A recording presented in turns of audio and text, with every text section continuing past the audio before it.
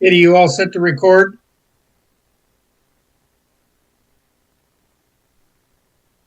Yes. Recording in progress. Okay. Good evening. Wait a minute. Okay. Good evening. My name is Peter Bassman. I'm chairman of the Branford Inland Wetland Commission.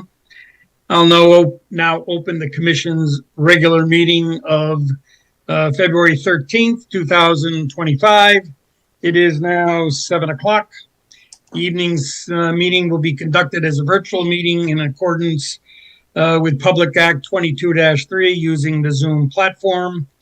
The documents for tonight's meeting are in the town hall or on the agency's webpage. Final agenda for tonight's meeting was filed on February 12th. It is also posted on the town's website. Does the staff have any changes for this evening's meeting? No. Okay. A couple of housekeeping rules. Provide exposure for the public. Branford Community Television will be recording this evening. Thankful for their participation such that the public can view these meetings.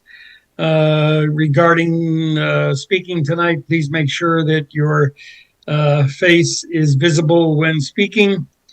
For a complete and accurate record of tonight's proceeding, please indicate your name each time you're making a statement. If you wish to comment, please use the raise your hand feature.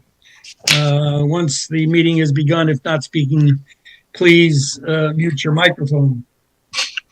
You now take a roll call. When I say your name, please indicate your presence. Commissioner Gokowski. Commissioner Gokowski, present. Commissioner Begeman. Commissioner Begeman, present. Commissioner Amrad. Commissioner Amrad, present. Commissioner Papantonis. Commissioner Papantonis, present. Commissioner Boda. Commissioner Boda, present. All right, next up, any commissioner this evening that feels on any part of the agenda that they need to recuse themselves from discussions and voting on that item, please indicate so now. Commissioner Amrad, yeah, I will recuse myself from matters regarding the Beacon Hill Road applications. Let's see, this is so items 2A and 3A on tonight's agenda. Thank you. Anyone else? All right, first up is the approval of the minutes. We have 2 minutes for approval this evening. One is the meetings from January 9th, which were revised based on some comments at our January 23rd meeting. Do I have a motion to approve those revised minutes? This is Commissioner Begeman. I move that we approve the minutes for the January 9, 2025 regular meeting. Commissioner Papantonis, second.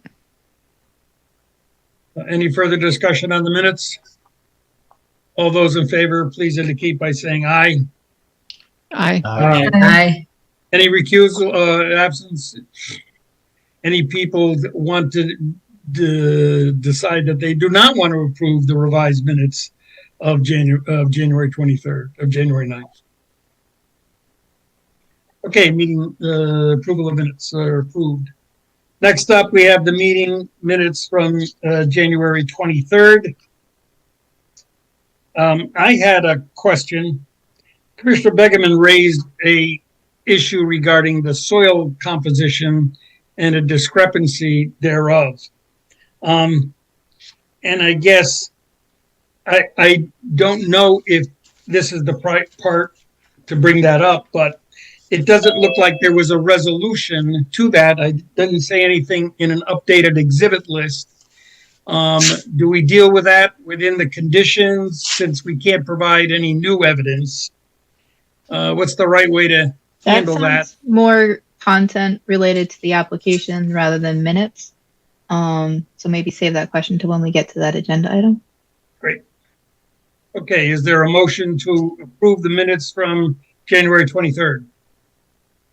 It's Commissioner Goklowski. I put a motion forward to approve the minutes as corrected. Is there a second? Commissioner Ormrod, I'll second that. Any further discussion? All in favor indicate by saying aye. Aye. Aye. Any abstentions? Okay. I will now reopen deliberations for Inland Wetland 240902. On September 26th and 24, a regular meeting of the Branford Inland Wetland Commission, the commission voted to open a public hearing on the application as it was determined that the proposal planned a disturbance of the wetlands on the site in excess of 5,000 square feet. The date of 11/14 was established to open that public hearing. CLA Engineers was engaged in October to assist the commission in the review of the application. At the 11/14 meeting, the commission agreed to continue the public hearing until December 12th of 24. Discussion was not concluded at the December meeting, so parties agreed to continue the public hearing to January 9th, 2025. On that date, additional material was discussed and the public hearing was closed. To that point, since the public hearing is now closed, no new evidence can be added to the record already established. The evidence to be evaluated was restricted and included on the last exhibit list. No additional comments, either applicant or public, can be entered at this point. Commissioners that are seated for this application are required to be fair and independent, not predisposed to any outcome. The commission must decide the merit of the application from the facts as they appear on the record, from their own personal observations and technical expertise, and from the expertise of outside consultants hired to assist the commission in assessing the application.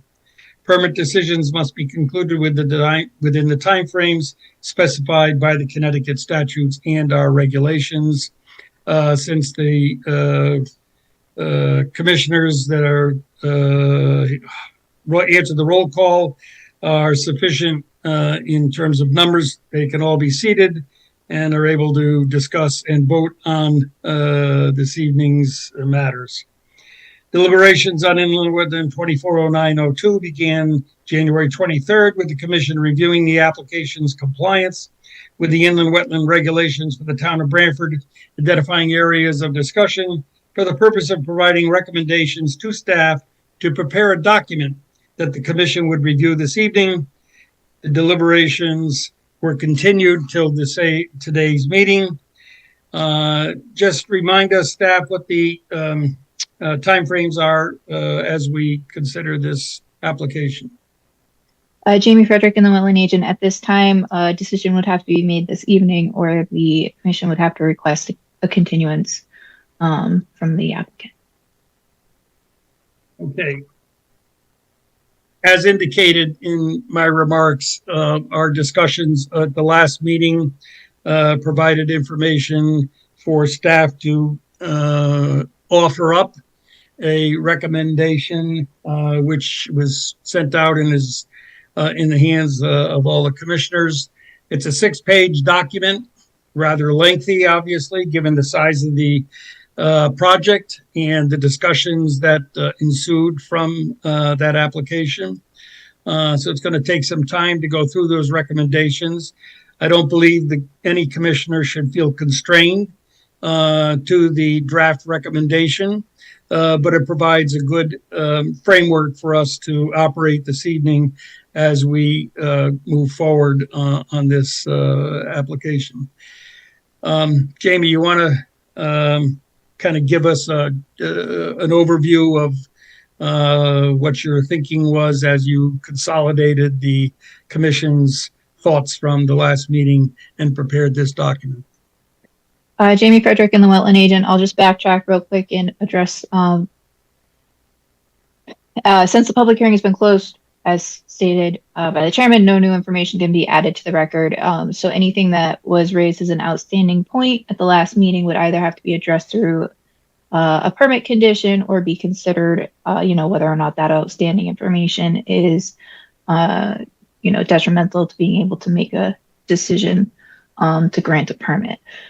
I have drafted a document based on discussion at the last meeting. None of it's set in stone. It's all up for, discussion and debate. The other thing that is before the commission is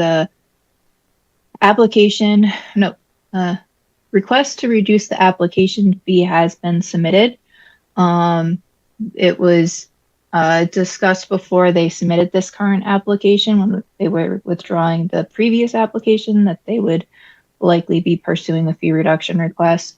That was submitted after the closing of the public hearing, but is before the commission for consideration and should be acted on prior to a decision being made regarding the application itself. So I don't know if the commission wants to start with the draft resolution document or if you want to start by reviewing the fee reduction request. Commissioner Basserman, I guess I prefer to go through the rather lengthy document to see how we proceed on that basis before we start talking about fee reductions. Okay. Because my guess is there's going to be some, fair amount of discussion on the item. I think that makes sense. I also just wanted to say it out loud to make sure that hopefully we don't forget that it's there. And you can keep it in the back of your head as we go through the document. So when there's direct activity within a wetland that results in wetland filling, oftentimes we'll go through a whole resolution process where the commission essentially makes some findings and then lists out the conditions of approval, assuming that the commission is going to grant a permit. So this document was drafted by and large based on the discussion at the last meeting. I guess I can screen share it and we can walk through it real quick. And I do have the Word document version of this so we can make edits as we go. So starts off with the findings, if you will. Whereas in the matter of the above application, the Town of Branford Inland Wetlands and Watercourses Commission, the Commission considered all relevant evidence properly submitted to it, including but not limited to the testimony at the public hearing and the materials listed on the attached list of exhibits. And whereas the Commission evaluated the application materials and the foregoing evidence as it relates to the factors and criteria of decision set forth in Connecticut General Statutes 22A41 and Section 10.2 of the Inland Wetlands and Watercourses Regulations of the Town of Branford. And whereas the Commission finds that the proposal contained in the application is consistent with the purposes set forth in CGS 22A-36, complies with the applicable provisions of the Connecticut General Statutes and the regulations. And whereas the Commission finds that based on a comprehensive review of the proposed plans, wetland impacts, 2-to-1 mitigation of the wetland impacts, the introduction of sanitary sewer access to an area with known septic system failures, the site history, and the wetland functions and values assessment, a feasible and prudent alternative to the proposed regulated activities sufficient to accomplish the objectives of the applicant does not exist. And whereas upon evaluation of the above and with the stipulation of certain conditions as listed below, the Commission finds that based on the record, the impacts of the proposed regulated activities are consistent with the objectives stated in Section 1 of the regulations. Hey, Jamie, can you scroll that? Sorry.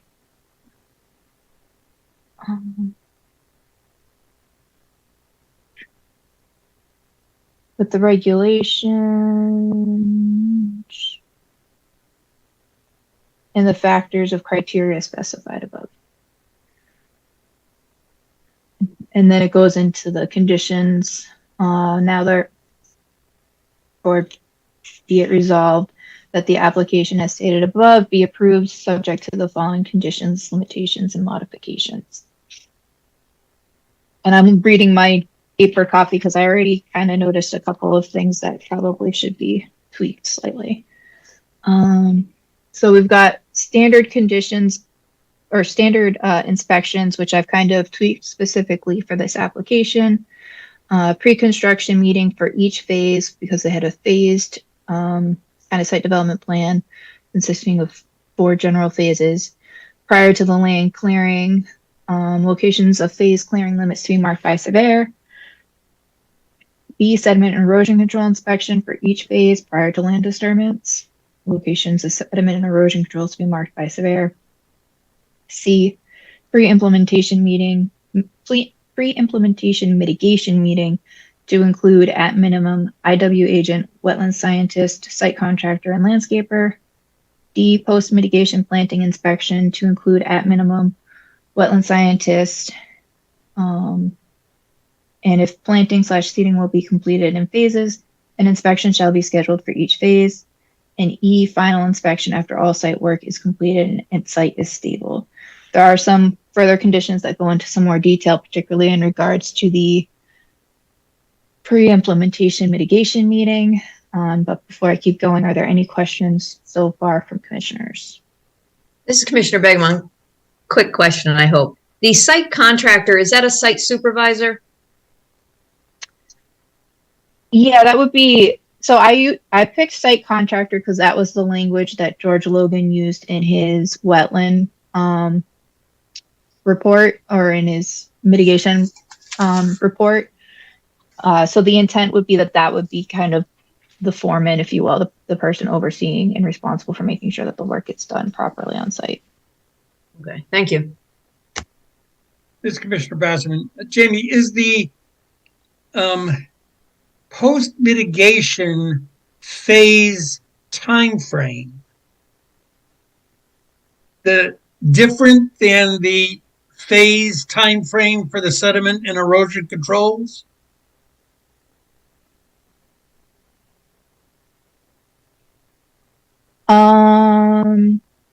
Yes.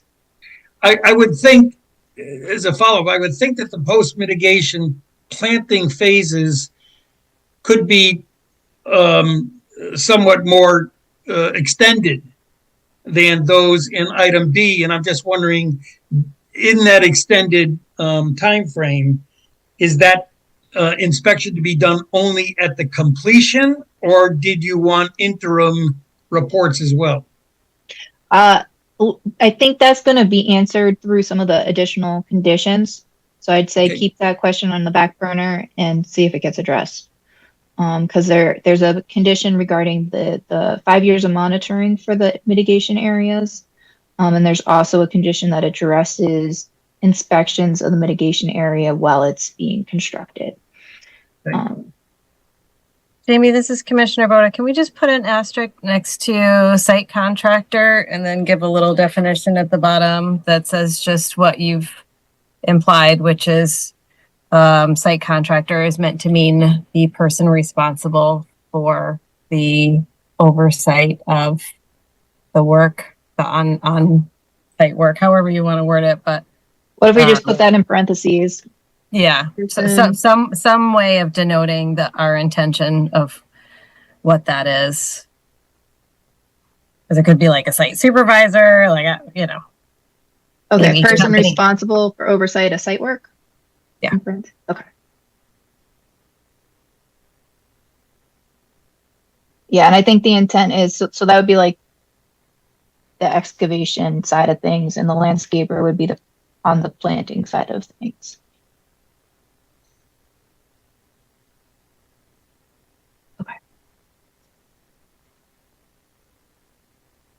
And this is the same document, so I guess we can just scroll through here.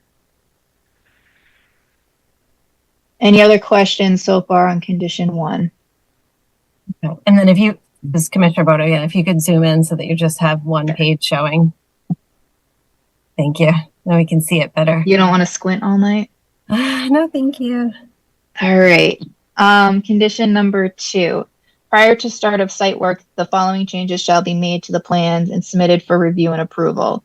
The clearing limit for phase 1, sheet 8, exhibit 54, shall be revised to follow the double row of silt fence on the southern side of the proposed disturbance, approximately where the silt fence should say intersects instead of bisects the existing 76-foot contour,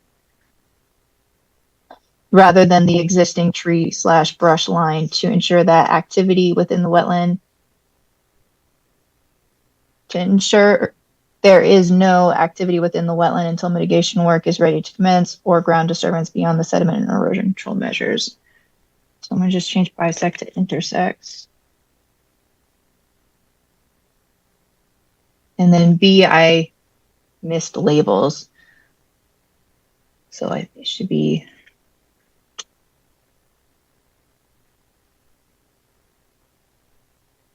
the labels for the proposed contours 86 through 90 for phase 2, sheet 9, exhibit 54 within the northern wetland impact area shall be relocated onto the proposed contour line to tie in with existing grades and align with the phase 3 contours on sheet 10 to prevent potential confusion during site implementation.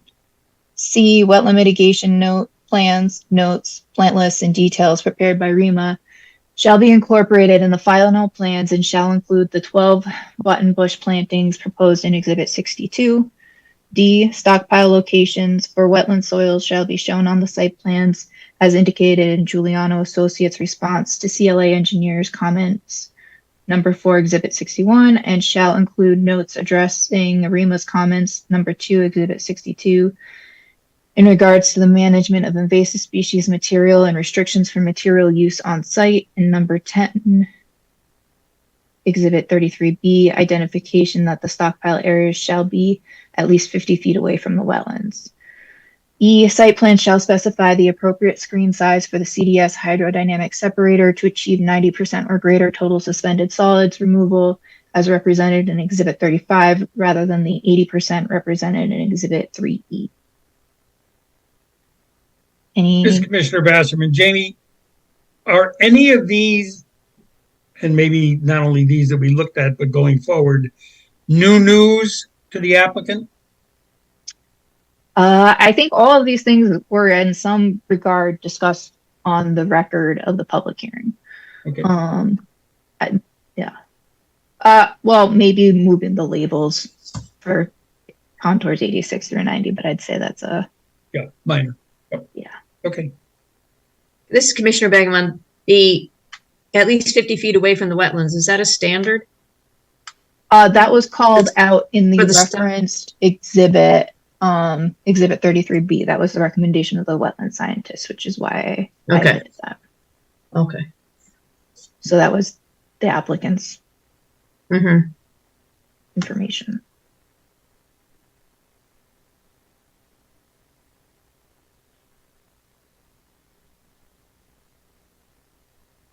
Anything more on number 2 at this time? As Commissioner Begeman, just a typo for your intersex, you left out. It looks like it says insects up Oh, there. yeah. Thank you. All right. Must be that 2020 vision. Okay, so number 3. Prior to start of site work, the mitigation plan, exhibits 33A and 33B, shall be updated to A, include the 12 button bush plantings proposed for exhibit 62, and B, if applicable, clarification regarding percent organic matter and depth of topsoil in reference to exhibit 62 shall be provided. If no change is applicable, correspondence from the soil scientist explaining such shall be submitted. So that is in regards to the discussion at the last meeting Right. where the conflicts were identified. And I don't think there was quite enough information to tell if things were directly relatable or not, which is why I kind of gave the option B. Mm-hmm. Okay. Prior to start of site work, the conservation deed restriction language is to be reviewed by and meet the approval of the IWEO, which is Inland Wetland Enforcement Officer, and we don't define it, so I think we should spell it out. And town council. The restriction language should address construction of the mitigation areas and stormwater management and associated maintenance of these areas, short and long term. After approval, the language shall be placed on the deed and map to be filed. Copies of both the filed deed and map are to be submitted to the Inland Wetlands and Watercourses Agency prior to the start of site work and or submitting applications for building permits. This is Commissioner Boda. I think that four is fine. what I'm wondering is that we also discussed putting a notice on, so this is a homeowners association, correct? Of some sort, whether we want to call it a condo or homeowners association. And so we had discussed putting information on the resale docs, which is not the same as the deed language. So the resale doc gives notice to people purchasing that there is a conservation area, and what we discussed in the 123 meeting to be included in that notice was that there is a requirement for management of the mitigation area, that there will be there's a requirement of BMPs to reduce the use and impacts of fertilizers and pesticides, and that there is an integrated pest management plan to, again, reduce the use of fertilizers and pesticides, synthetics. So I do have a condition that addresses that. It's condition number 16. I did just jot down conservation restriction on the side though, because I didn't identify that it should identify the fact that there's a conservation restriction, which seems reasonable and appropriate. So we can dive into that more when we get there, or if you want, we can jump there and then come back to 5. I'm sorry? I see it. Thank you. Do you want to jump there while your mind's on it, or? Nope, I've got it. I've got a note for it. Okay. Number 5, the material for the pickleball court is not specified in the application materials. While it was represented that the stormwater calculations assumed an impervious surface, it is recommended that a pervious surface be considered, if possible, to reduce the impervious surface on site and runoff contributing to the stormwater basin. This is Commissioner Begman. When I was thinking about that, I was thinking about the pickleball court and that parking that's all in that area. I don't know if that was specifically said, if we said that in the hearing, or I know we talked about the surface of the pickleball court.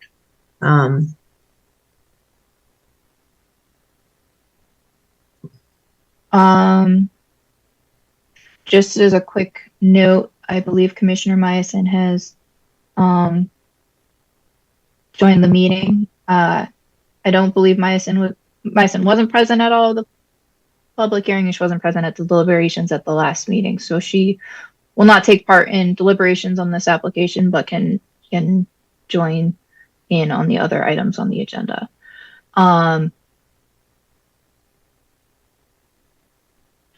We could tweak it.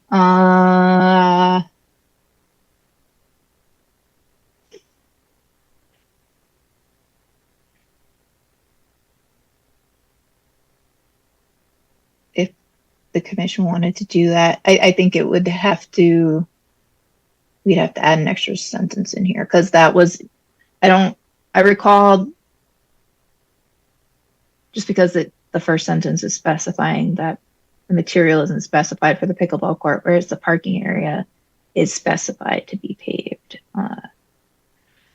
Yeah, and this is Commissioner Bassman, wouldn't that change some of the calculations? Yeah. I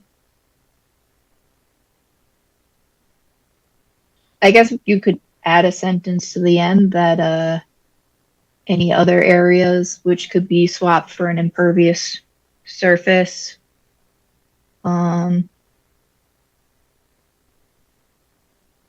This is Commissioner Papantonis.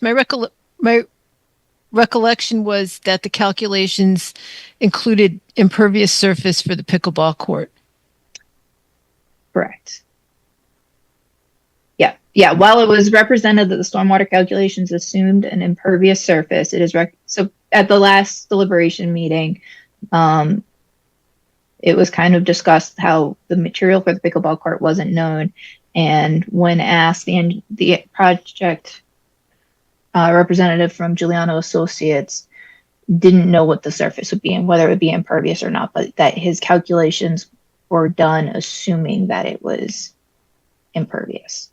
But I think the thought process was that if it's possible to have it be pervious, that would be preferred.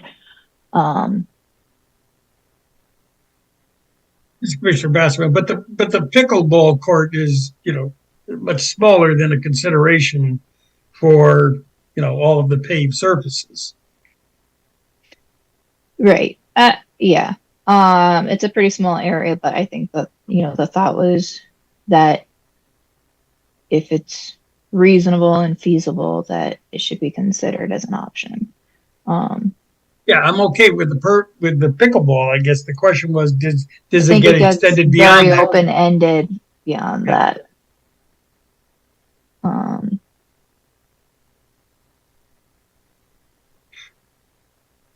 This is Commissioner Goklowski. I don't remember the size that they were proposing of the The pickleball. pickleball court.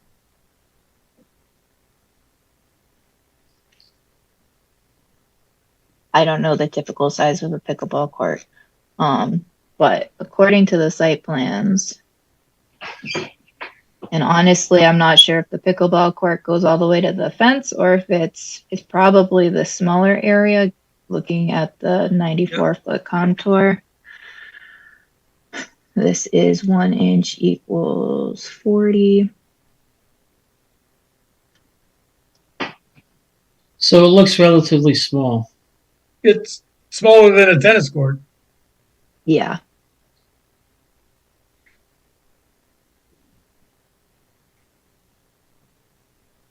Approximately 900 square feet. Okay, thank you. This is Commissioner Begman. My thinking was just that why wouldn't we want an effort to be made to have pervious surfaces where possible? And we had talked about, they don't have to have a pickleball court. It could have been some other type of recreational area that wasn't paved. So if they're doing a pickleball court, at least we can have it as, a pervious surface, and then, yeah. Why not add the parking spaces near it, That was my thing.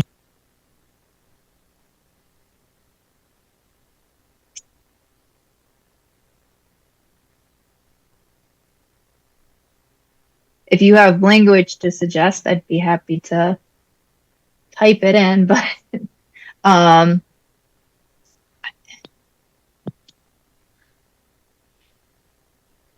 is Commissioner Basserman. Commissioner Begman, was that a clarification that the only thing that you were raising was the parking area associated with the pickleball court? I think Yes, Commissioner Begman, yes. Just that whole area, the guest parking area. yeah. That to me seems reasonable. We don't have to spend a lot of time adding worrying about the words here. Why can't we say an associated parking area? And I just think okay, so while it is represented that the stormwater calculation assumed an impervious surface, it is recommended that a pervious surface be considered if, I guess I just don't know where I would insert it. What about the first sentence? The material for the pickleball court and associated parking. Well, it is specified for the associated parking. This is Commissioner Goklowski. I don't know why they need additional parking for the pickleball court when all the residents are they're on the same property. They can walk to the pickleball court. I don't think it's for the pickleball court. I think it's to meet the planning and zoning parking requirements, but I don't know if that's true or not. But I think to try and assume why they had that parking and whether it's cuttable at this point, that would have been something that should have come up during the public hearing. This is Commissioner Basserman. And it may be that residents and non-residents can use the pickleball court if a resident is a player. So you probably need some parking there. Spend a lot of time on a pickleball court. I know that. We could just say if nearby parking area could be made it, or I don't know. I feel like that gets. That was never brought up in the discussions on during the public hearing. Well, Commissioner Begemon did raise the question as to the pickleball court during the public hearing and what that surface was, and that's when Giuliano Associates representative indicated that they didn't know what the surface was. I don't recall. I know that the last meeting we did discuss the associated parking area a bit. Okay. I don't know if that was discussed on the public hearing record or not. And I thought that we had landed on just the pickleball court, which is why I worded it the way I did. But quick question, Inland Wetland Associate Katie Blanchett. I just quickly Googled. Oh no, Katie. Oh, sorry. Don't do that. Oh, okay.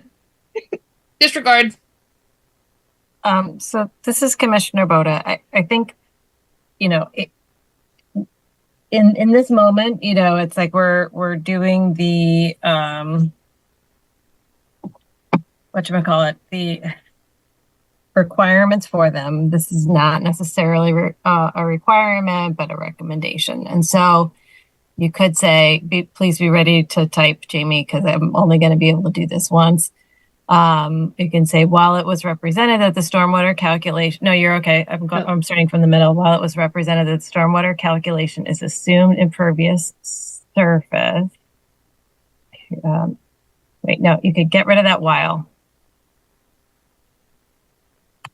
It was represented that the stormwater calculation assumed an impervious surface for the pickleball court, period.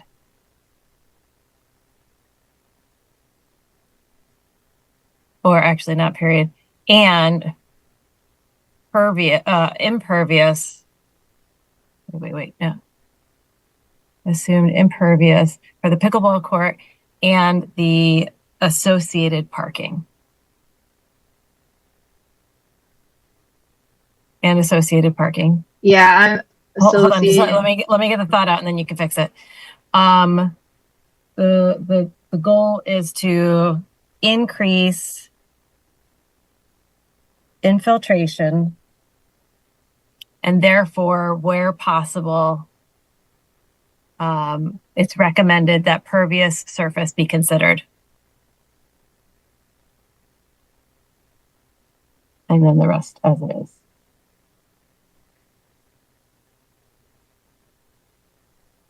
Okay. So it was represented that the stormwater calculations assumed an impervious surface for the pickleball court and the associated parking. To increase impervious infiltrations. Yeah, two sentences. Infiltration. I'm sorry? Yeah, so associated parking, period. Right. Associated parking, period. That makes sense. To increase infiltrations. I'm not undo that. Whoa. Okay. Okay, how's that? I think that captures it. Yeah. Ta-da! Thank you. Thank you. You're welcome.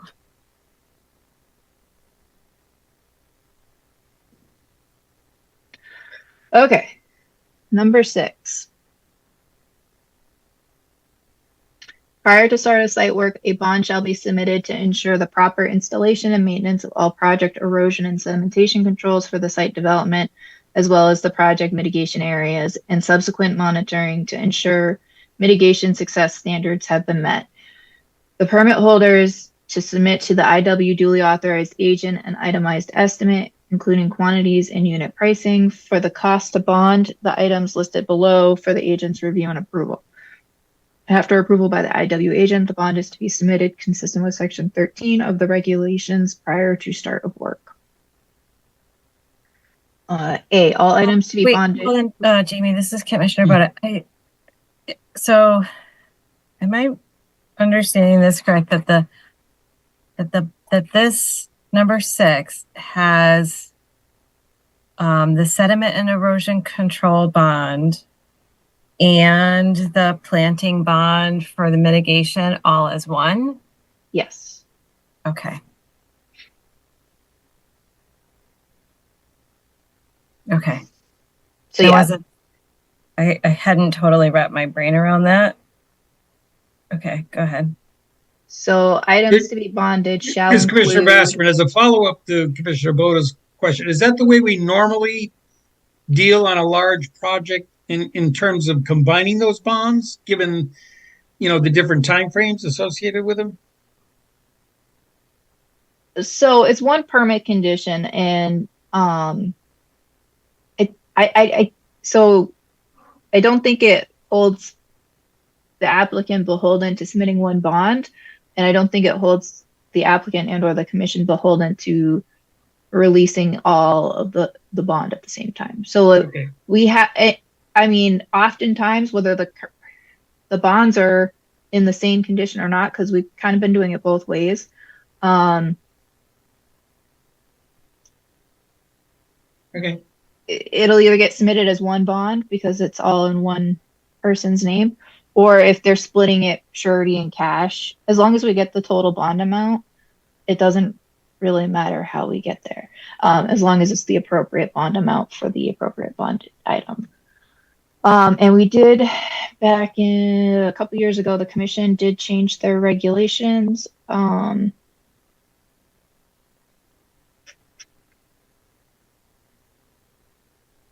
710. And I don't think that it really changed that much, but I just want to show that the way that I've structured it, I tried to structure it to kind of align a bit more with the regulations. So section 710 is if compensation is proposed or required for section 7.9 of these regulations, because there's loss of wetlands and mitigation to offset such, that the agency may require a management plan. However, not all of the items below are required. And then we've got what it should address, yada, yada, yada. And then D is a bond in accordance with section 13 shall be posted. And you'll see here all sediment erosion controls, all planting material, all monitoring. Okay. Right. This is Commissioner Boda. I just want to add 2 items. So I guess item 8 and 9, which again was discussed at the 123 hearing meeting. And one of them was soil amendments. And I don't know, or unless you wanted to add that to 5. 4, soil medium. Yeah. And then excavation machinery, does that fit under? Site work required to implement the mitigation areas to include, and if you want, I mean, we could bullet these too if it would make it easier. Excavation, import, export of soil medium and organic matter. So organic matter was kind of, I think, my organic matter / soil amendments. Mm-hmm. Yeah, we can just add. Soil amendments is more general. Organic matter, I kind of want to remind them, is essential. Why did that? Oh, because I have this here. So we'll see if we need that, but.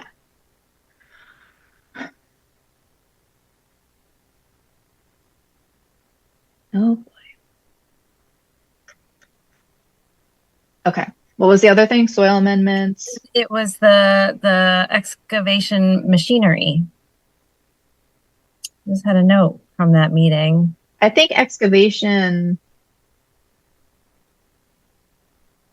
would encompass that. Would it? I mean, you need to have the machinery in order to conduct the excavation. Yeah, yeah. Um,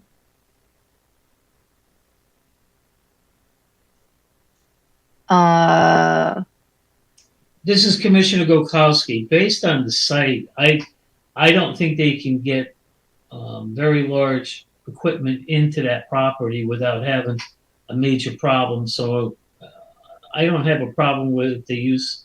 I'm sure they know what equipment they can get on the property. We're not talking about that. We're talking though about the bond, which they are going to have to calculate. And so we're not like on the site getting stuff in and out. We're talking about coming up with a dollar amount that is going to go into the bond. And so we just need to be really thoughtful about what goes onto that list so that the bond can be calculated correctly. So that in the case that the developer starts work but doesn't complete work, or any number of things happen and we need to use the bond to finish the work, there's enough funding to pay for the mitigation area. all right, so I've got excavation, equipment to complete work, import, Yeah. export of soil medium and organic matter / soil amendments. Or I hate when I list things within lists. Yeah. And soil scientist oversight. Is there anything else you had that you wanted to add? Nope, that was no, that was good. Thank you. Okay. So we've got, just to kind of quickly list them all, we've got sediment erosion control measures as shown on the proposed site plan. 2 and 3 really fall under 1, but we're specifying all inlet protection and all anti-tracking pads. 4, all plantings and seed mixes for the mitigation areas plus a 10% installation / maintenance contingency. 5, we've already gone over. 6, monitoring reports for mitigation areas over the 5-year monitoring period. 7, invasive species management for 5 years by qualified invasive species management firm / individual for the mitigation areas and the disturbed areas identified as brush to be undisturbed after construction. And I think, yeah, I've got the wrong exhibit there. That should be 54, sheet 12.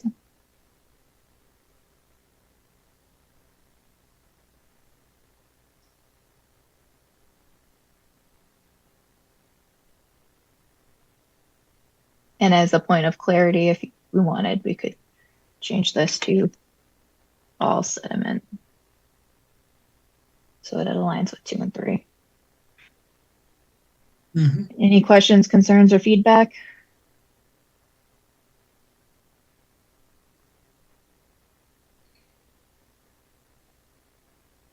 Item B. Item B pertains to the release of said portions of bond.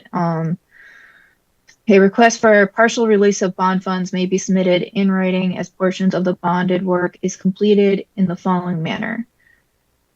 A request for release of the erosion control portion of the bond, items 1 through 3, and A above may be submitted after the site work is completed and site condition is stable. 2, a request for release of site work required to implement the mitigation area portion of the bond, item 5, and A above may be submitted after all associated mitigation work, including all the plantings and seeding, has been completed in compliance with the approved plans. If this request is submitted prior to full site stabilization, 10% of the original amount shall be retained until final site stabilization is achieved in case repair work is required. To document compliance, the following items should be submitted with this request. An as-built survey documenting compliance with the extent and topography of the mitigation areas, certification from the wetland scientist that all mitigation work has been completed and planted / seeded under their supervision and is in compliance with this approval. And then 3, a request for release of the planting, invasive species management, and monitoring portions of the bond, items 4, 6, and 7 in A above, may be submitted after the wetland scientist has submitted documentation that the standards outlined in section 710 of the regulations has been achieved for 5 years or the life of the permit, whichever occurs first.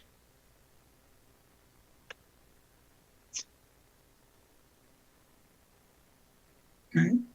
Any questions or concerns?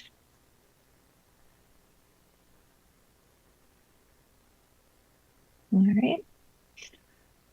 Number 7, installation and maintenance of the mitigation areas will be consistent with section 710 of the Inland Wetlands and Watercourses regulations of the town of Branford, which includes A, plantings per the approved plan, exhibits 33A and 33B as modified by exhibit 62, and B, the submission of reports at 6 months, 1 year, and annually thereafter for a period of no less than 5 years that document 85% survival rate of planted vegetation and monitoring and control of invasive species.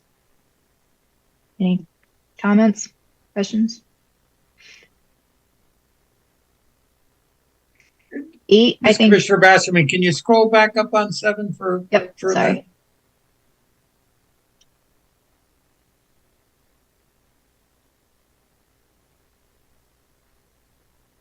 So these are plantings within the mitigation area, yes?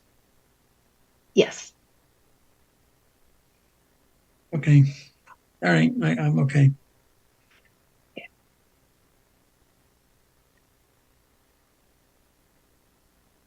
So I think this one might be easier if we take this portion of the sentence out and put it at the end. So if we say a wetland scientist with experience overseeing and implementing similar mitigation installations and monitoring shall oversee all mitigation work, including but not limited to clearing, dewatering, grading, microtopography, planting, marking of invasives, marking of native materials for salvage/retention, and vegetation establishment. Relative experience shall be reasonably satisfactory to the commission and or its duly authorized agent. Oh, that sounds good. This is Commissioner Boda. I think otherwise it gets kind of confusing. Yeah.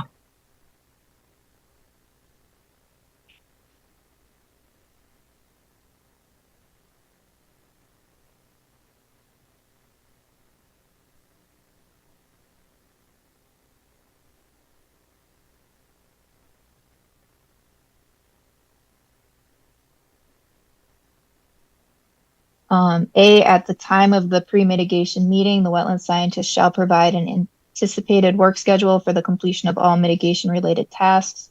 B, in accordance with the soil scientist George Logan's recommendations, mitigation work shall occur in July, August, or the winter. C, to help reduce impacts, the soil scientist shall ensure that work pauses if organisms are observed which can move out of the way of work, i.e. frogs, until such organisms have moved out of the way of work. D, the wetland scientist shall provide routine weekly updates via email throughout the mitigation process from point of clearing until all planting/seeding has been completed. If there is a seasonal pause in work, a corresponding pause and updates may be approved by the duly authorized agent after notification by the applicant, so long as the IW office is notified in advance of work resuming. E, while post-completion report requirements are outlined in condition number 7, the applicant is encouraged to have the soil scientist inspect the site routinely while the mitigation area is established to help ensure that the reports are positive in terms of the success standards. F, the wetland scientist must approve any alteration of species or size of plant material, and the wetland scientist is to notify the wetland department of changes in writing. Email is acceptable. This is Commissioner Begemon. At the last meeting, didn't we make it a point that it should be a wetland scientist who had successful experience with these kinds of projects? Or do we want to put, do we want to put that in there? Because we had talked about that we wanted it to be overseen by somebody who had success with these kind of mitigations. I think that's where the relative experience shall be reasonably satisfactory to the commission and or its duly authorization comes into play. Okay, thank you. This is Commissioner Bassman. There was a follow-up to Commissioner Begeman's comment. Similarly, what about if we don't agree that the individual or firm that's hired is satisfactory? I mean, the applicant or permit holder would be informed of such, and they'd have to find somebody else. So I think that this condition essentially puts them on notice that if, I mean, there's already been some discussion about, you know, I think. But we refrained, I guess, on purpose with the word approval.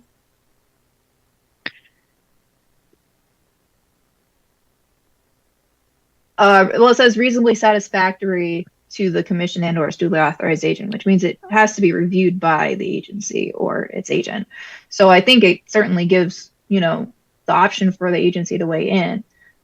And this condition puts the permit holder, assuming that it's issued, on notice that that's something they have to comply with. So they should be notifying us of who they're using, you know, at a point where we could review it and provide comment prior to it, you know, being an issue. This Commissioner Papantonis, there's a lot of subjectivity in that, and the enforcement is going to be difficult. I mean, this is the kind of thing that litigation is made out of. Which is what I'm trying to avoid. Right. No, it's too loose and hard to interpret.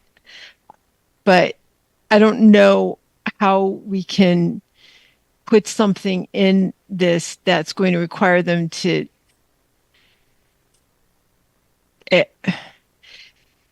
it's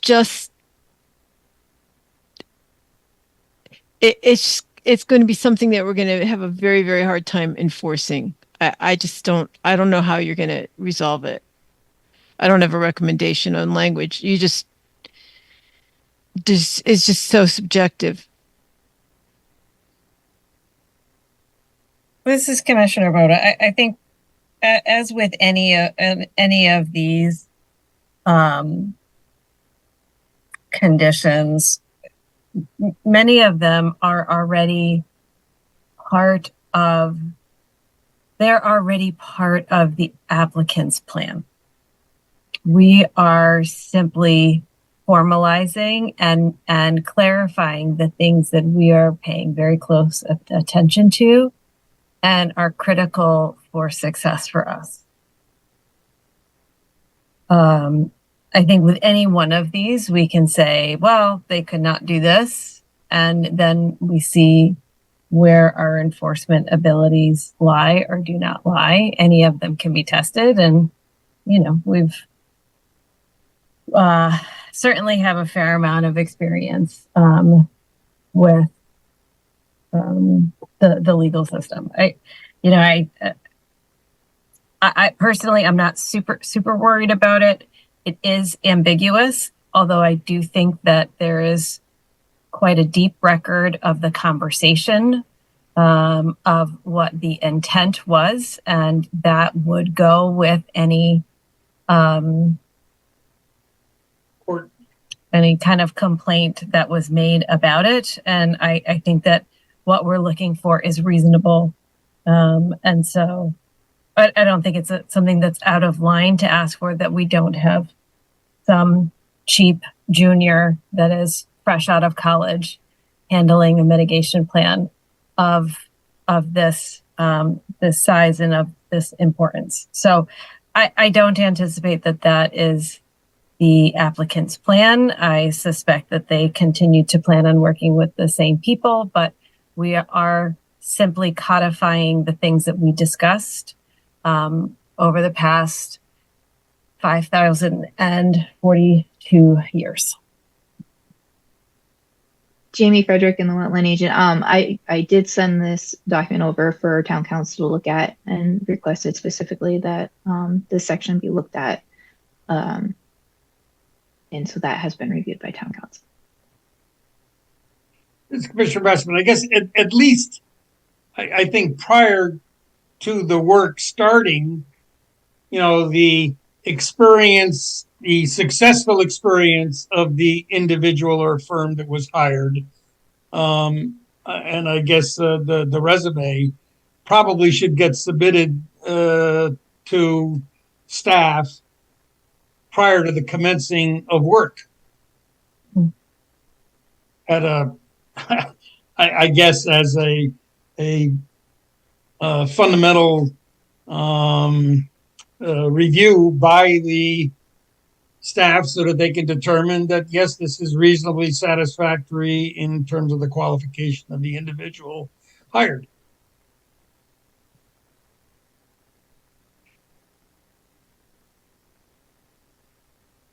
What number? So this is Commissioner Boda. Are you saying that at the end of number 8, you should add a line to the effect of experience shall be reasonably satisfactory to the commission and its duly authorized agent, and a current CV for that person shall be submitted prior to the start of work, something like that. Yeah, that works. I mean, to me as a minimum. Yeah.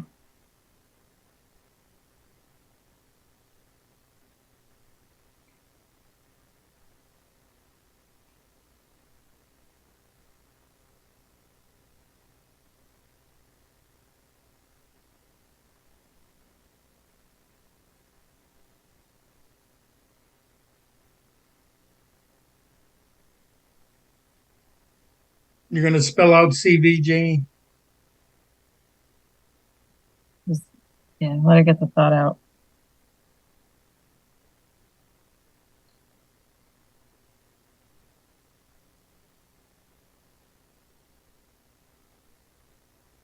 I'm having a brain fart. I might need help. Curriculum vitae. See. VIRCULUM, new word, VITAE, I think is how you spell it.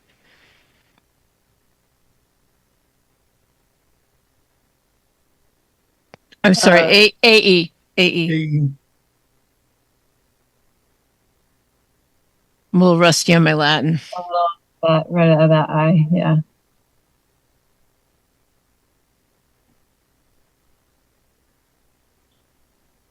VITAE. VIT. AE, Get the Vitae. T. Yeah, get the T. There you There. Commissioner Begman, you wanted to add prior to the start of work to the end of that sentence, I think. Yes.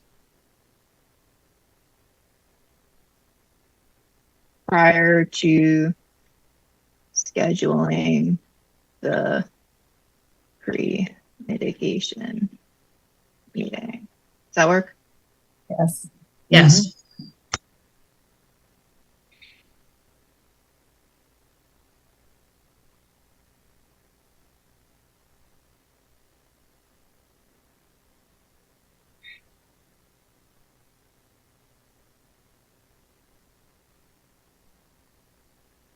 Is there okay, or should I say the wetland scientists? I think that's probably fine.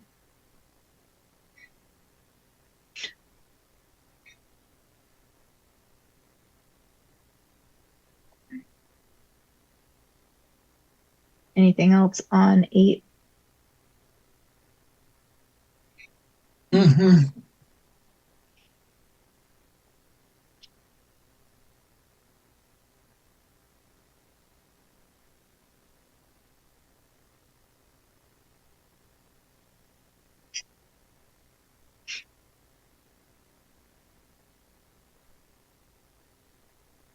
All right. 9, upon clearing of the site and until the site is stabilized, the applicant shall retain a qualified erosion control professional to inspect the site erosion and sedimentation controls and provide written reports to the Inland Wetlands Agency weekly and after each measurable precipitation event of 1/4 inch or greater, identifying status of erosion controls and repairs needed.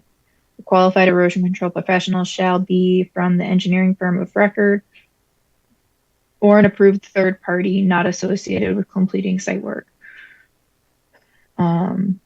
Reports shall be submitted electronically via email.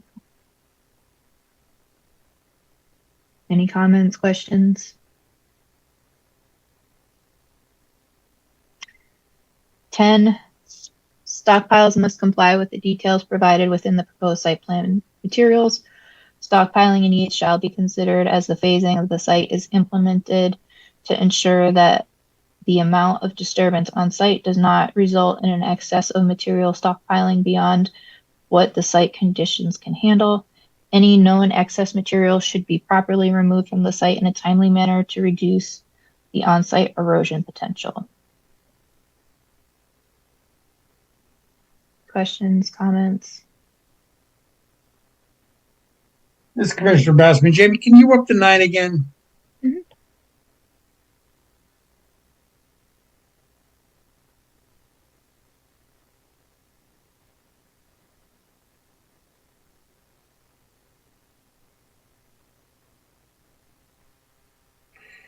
Where in the area that we're in right now, 9 or some other area, if I remember, do we address this? If I remember when we had a large development of a couple of years ago, there was, because of the site clearing, repeated sediment that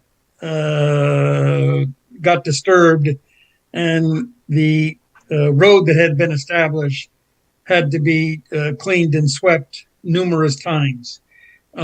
Where do we deal with that in these conditions such that it gets done immediately as opposed to, sitting there? Does 9 try to capture that, or is that somewhere else?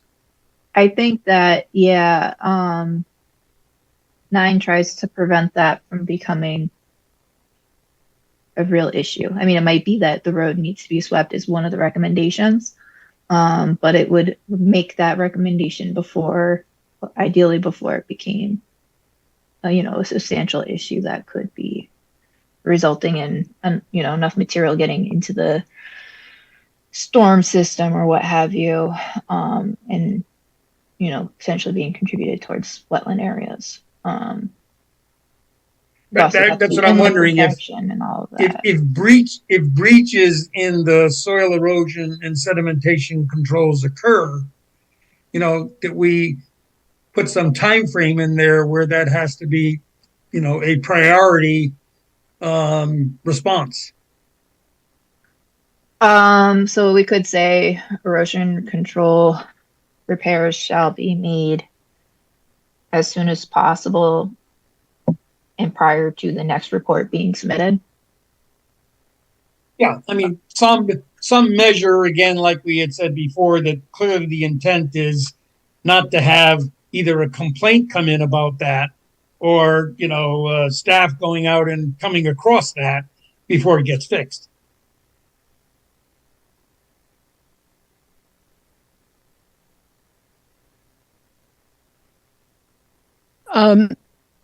This is Commissioner Papantonis. Can we say, instead of possible, can we say practicable?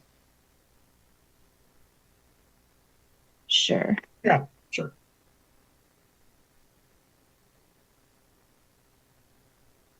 You're going to see how bad I am at spelling.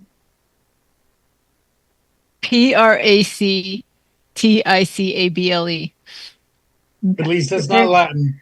Shall be made as soon as practical and shall be reflected in the next report. And corrections made shall be reflected in the next report submitted. Does that work? Thank you.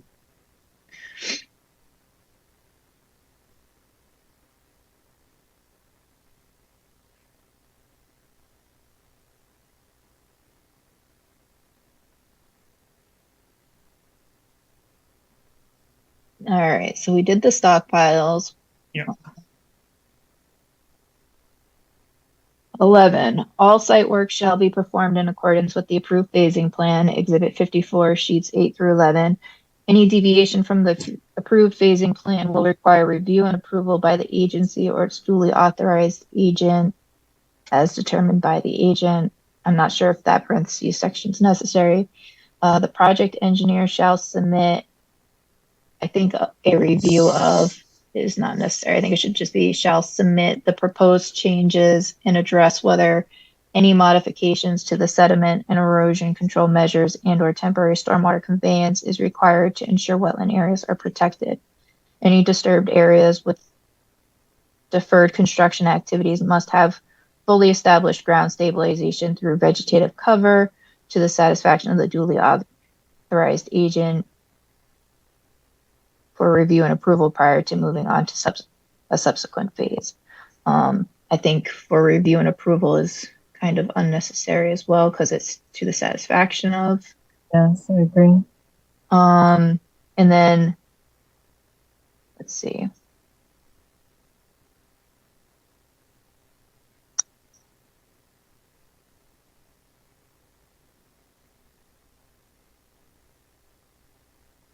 This is Commissioner Begemon. Can I ask something or are you in the middle of a thought? So let's see. Must have ground stability. The other thought I had was potentially to rephrase it to say fully established ground stabilization to the satisfaction of the duly authorized agent through vegetative cover or other means acceptable to the agent prior to moving on. Yeah. If we want to be a little bit more open-ended to other possible solutions.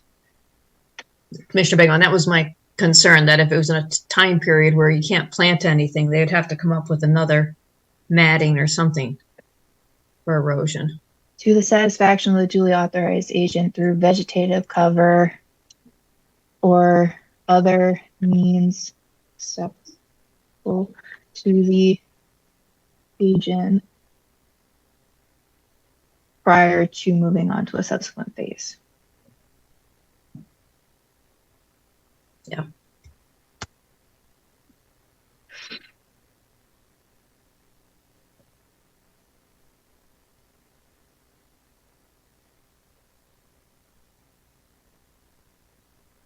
Anything else?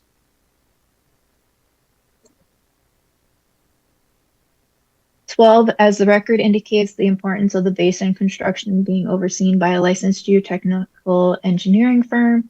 Certification that construction was completed in compliance with the approved plans shall be submitted prior to any activity related to phases 3 or 4 commencing.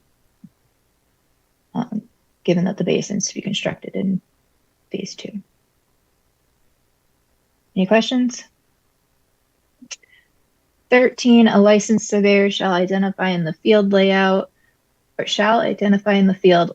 site components, including but not limited to clearing limits, erosion controls, stormwater system components, buildings, access drives, and parking areas, and cuts and fills for site grading.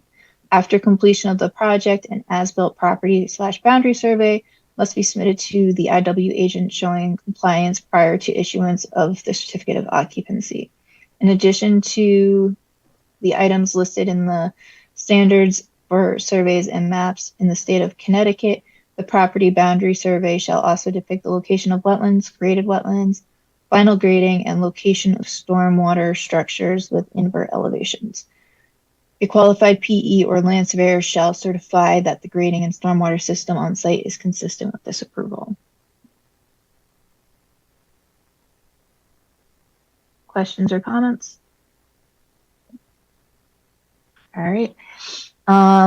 14, certification that final cleaning of the stormwater system occurred after completion of construction shall be submitted to the IW agency. Standard one.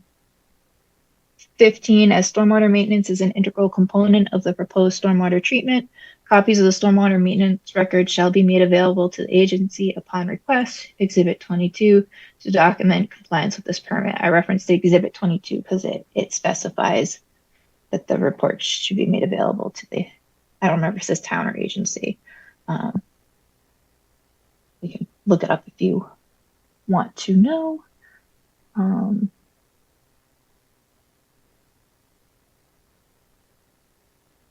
Any questions, concerns? This is Commissioner Basserman. I guess and I think this came up earlier in the discussions this evening about where in the conditions is the requirement that the association is in charge of the maintenance of those stormwater components. Great segue. Number 16. Prior to the execution of a contract for the sale of the first unit, a copy of the sections of the public offering statement, which establishes the obligation of the condominium association to follow site maintenance and best management practices, shall be submitted to the agency for review and approval. The document should address at minimum A, maintenance/management of the stormwater management infrastructure, B, short and long-term maintenance of the wetland mitigation areas, C, vegetation management as outlined in the tree and maintenance plan and explained in Exhibit 61 and at the January 9th, 2025 section of the public hearing. D, integrated pest management or IPM plan, which outlines the best management practices to be implemented to reduce the use and impacts of fertilizers, pesticides, and herbicides within the areas to be maintained as lawn. And E, requirement that hired landscapers and other site management companies are to be made aware of their responsibilities to comply with the approved management plans. And based on discussion earlier, I think we might also want to make reference to the conservation restriction area as well.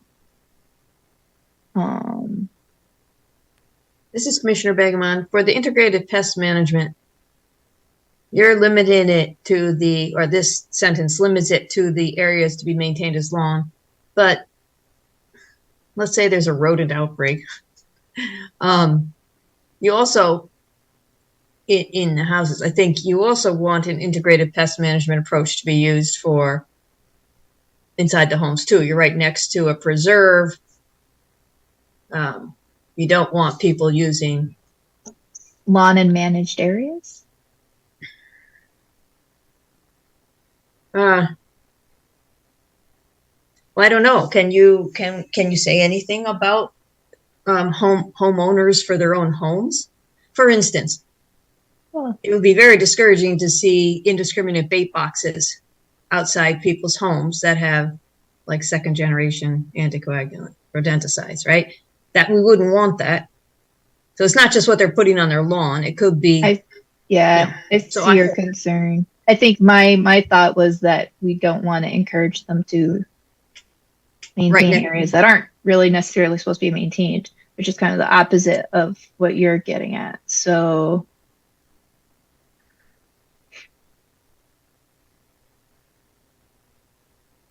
within areas to be maintained, I mean, the house is maintained. I don't know. Oh, you could just leave out. Oh, this Commissioner Begemon, if you just left out within the areas to be maintained, just to be that best management, integrated pest management, which outlines the best management practices to be implemented, etc. Without, you could leave out without, like everything after implemented. No, keep to reduce the use and impacts of fertilizers, pesticides, and herbicides, period. Okay. That's it. Yep. Because they shouldn't be in areas that aren't being maintained anyways. It should be self-evident.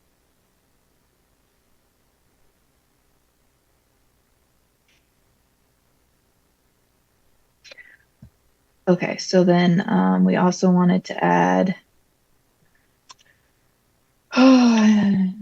notification.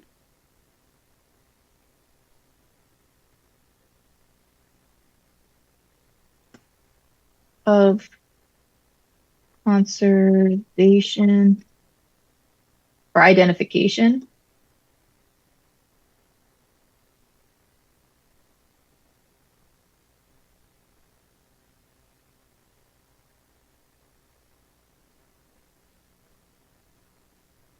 Identification of conservation restriction area and notification of associated restrictions.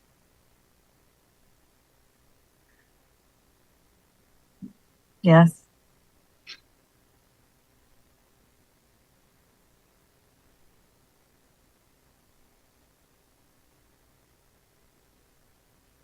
Anything else for this section? Commissioner Begman, 2 questions. In the hearing, we had talked about timing for blasting of the rock that they're doing to avoid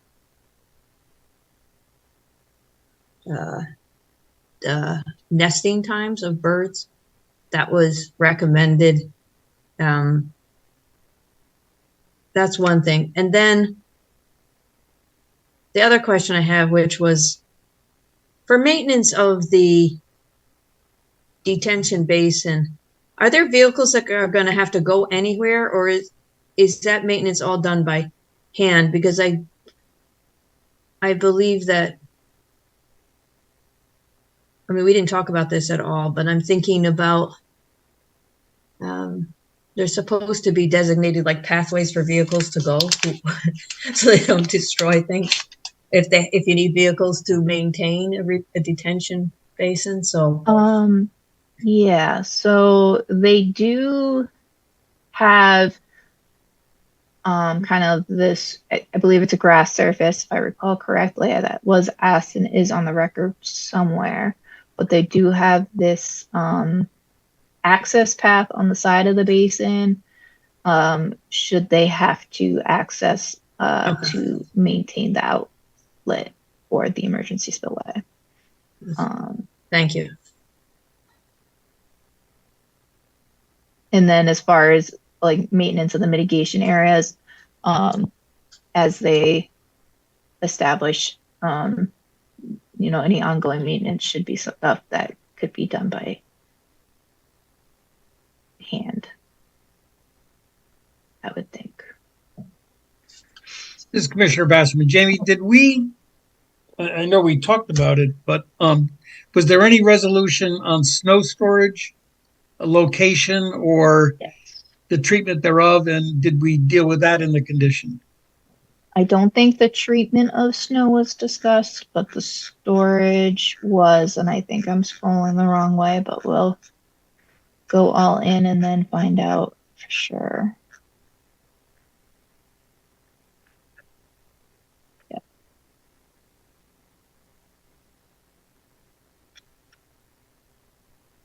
All right, the teal areas adjacent to the roadway. So inside the cul-de-sac, on the outer edge here, on the western side of southern piece here, kind of in the center, and then on the eastern side of the road adjacent to buildings 1 and 2, and kind of on both sides of the main entrance portion of the road. And I believe they had made a comment about if there's an excess of snow, that it would be removed from site. This is Commissioner Begman. I think, are there best management practices for salting? And I think that's what Mr. Chair Basserman is talking So about. the storage, yeah. So like I said, the storage, yes, but the maintenance of it, I don't believe was discussed. On the record, right? Okay. This is Commissioner Boda. Just going back to that mitigation area for a minute.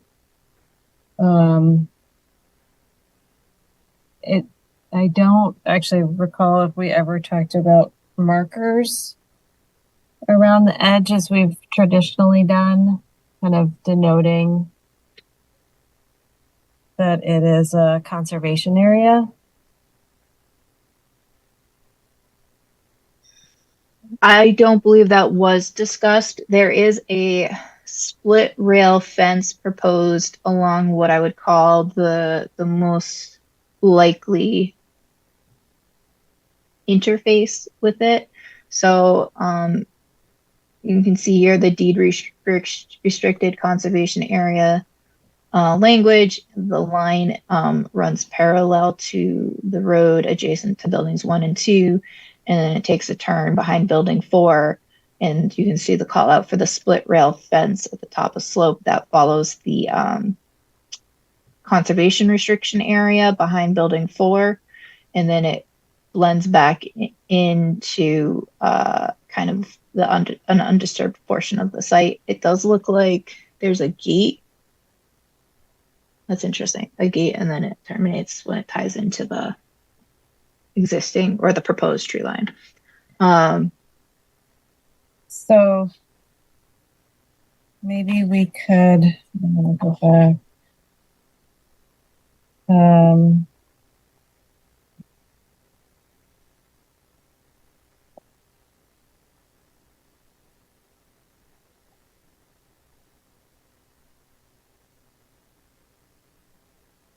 The conservation section languages.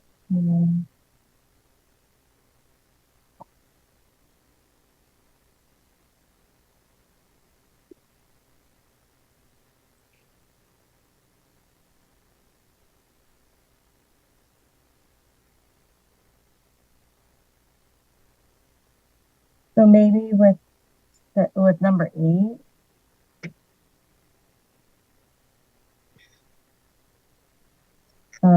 we can G 8G. We can know. I think. Sorry, I'm thinking maybe it makes sense to put it on the site plan. So maybe having it be a modification to the site plan, assuming that you're looking for some sort of marcation of that line. Yeah. So okay.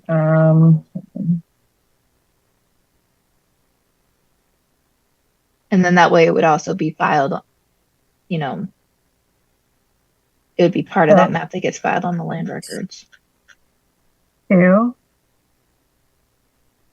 So maybe 2F.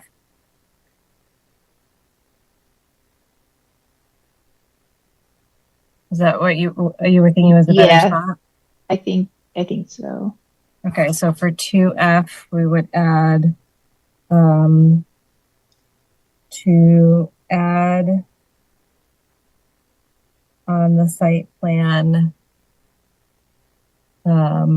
conservation markers to be placed on the, you said the fence? On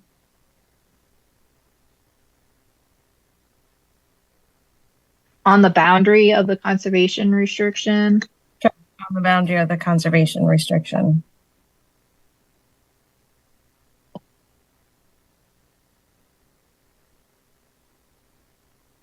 I'm just going to toggle back to that plan real quick. Do you want it to be the full Thanks. Yes. the full boundary within the parcel? Like, I'm assuming you don't care about them doing the far side. No, right. I think anywhere where there's any possibility of a lawnmower or a landscaper or a. Yeah, so I'm just gonna scroll to the next plan real quick where you can see the slope. So I mean, ideally there shouldn't be unit owners going over here and making changes, but I think that it's still beneficial and to mark that out clearly so that, you know, everyone's aware. I think that we want whatever it's going to be, you know, minimal as far as disturbance. So probably like not a fence through the entire thing, but. Oh, I thought you said that line was a fence. I'm sorry. So I misunderstood what you were saying. So part of it, let's see. Part of it's confusing because I don't think it's fully shown. Okay. So here is this gray line is the conservation restriction, and this portion of the conservation restriction has a fence. And then either side of the fence has an open area where the fence does not extend. So they could do cedar posts. I mean, yeah. Conservation markers should be placed on the boundary of the conservation restriction area.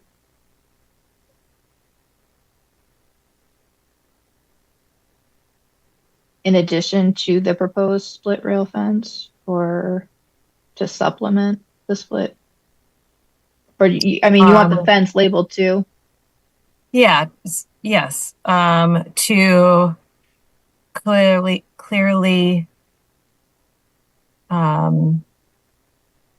show the conservation boundary.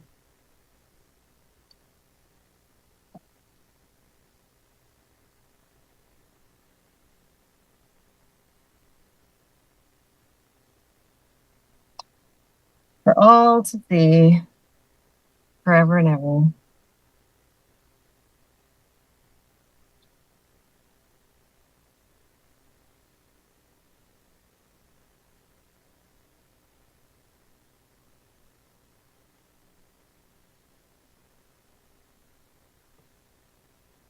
Here's Commissioner Basserman. Do you need the ad at the beginning?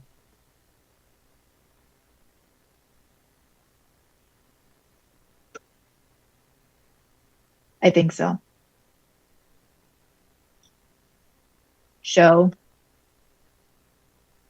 All right, I just, conservation markers need to be placed.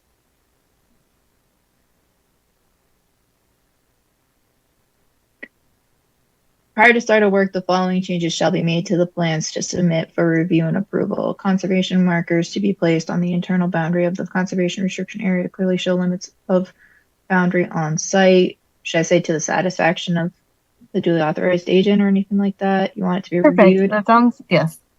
That sounds great.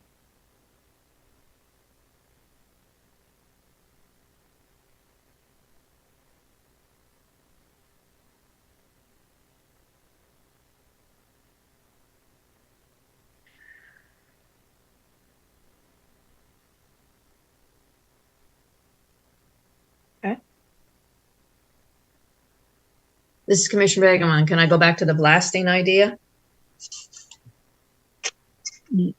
Yes. I'm hesitant because I wrote down notes of the two things you talked about, and I've got blasting timing and I've got maintenance, and I have no idea what the maintenance one was. That's okay. It's Commissioner Begemon. You talked about the maintenance of the retention basin. Oh, With okay. the passing. In 8B, we talk about the wetland scientist having, to do the mitigation work in July and August. Mhm. Who would determine the best timing possible for blasting? And would it be a recommendation, I assume? Yeah, so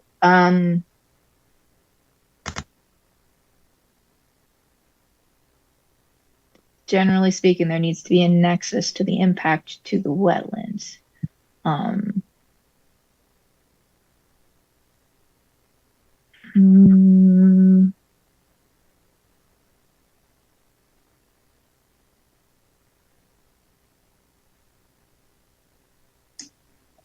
This is Commissioner Gopowski. Don't they have to file for special permits for the blasting? And doesn't that go through the building department? I'm not sure what the requirements for the blasting approval would be. I don't know that there's a review that would look at specifically impacts to wildlife. And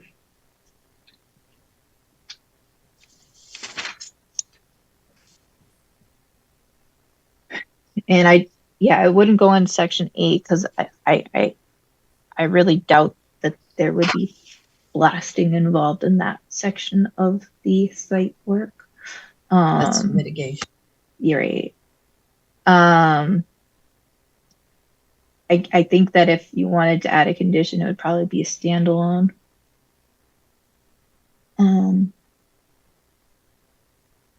could put something like blasting schedule.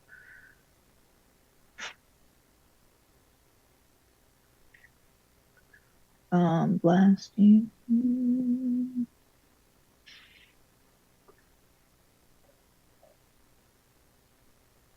So there's like 4 different phases, and each phase theoretically could encounter a situation where they need to blast.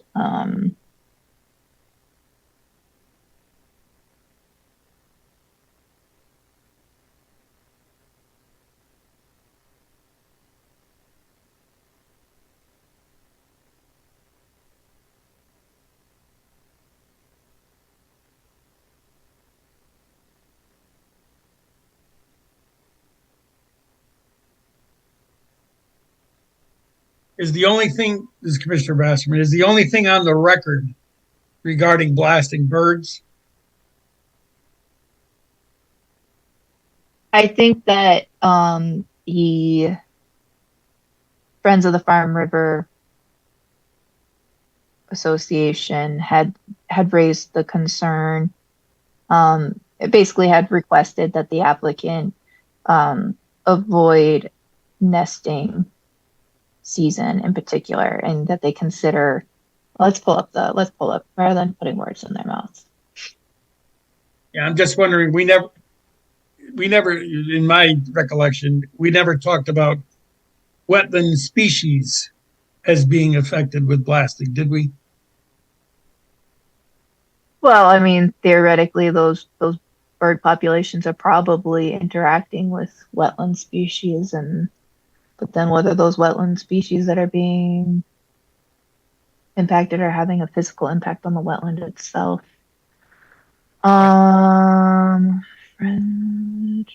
It's gonna be near the end, backwards.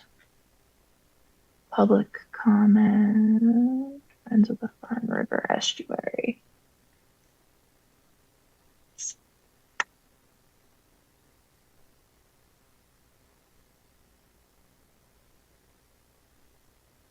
Finally, with respect to the construction phase of the project, FFRE requests that the commission consider the potential impacts of those activities, including blasting on local wildlife and water quality. Okay, so also like airborne particles perhaps in settling.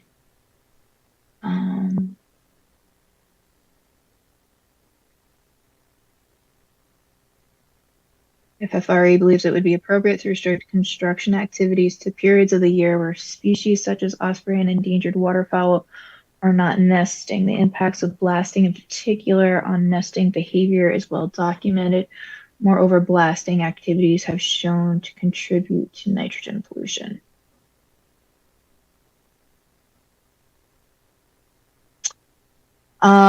Maybe something like measures to reduce impacts associated with blasting shall be considered, including but not limited to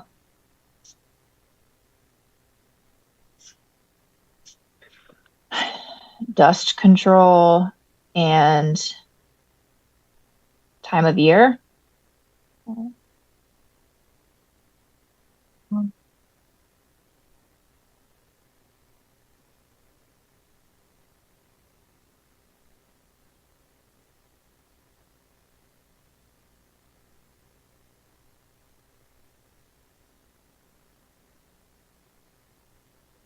Probably as good as you're going to get.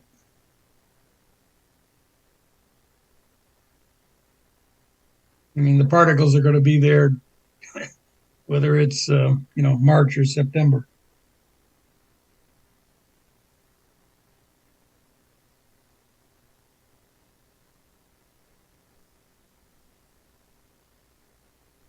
I definitely see the nexus with dust control. And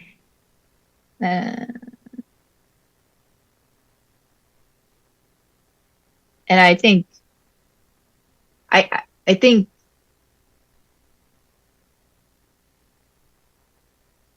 the concern relative to,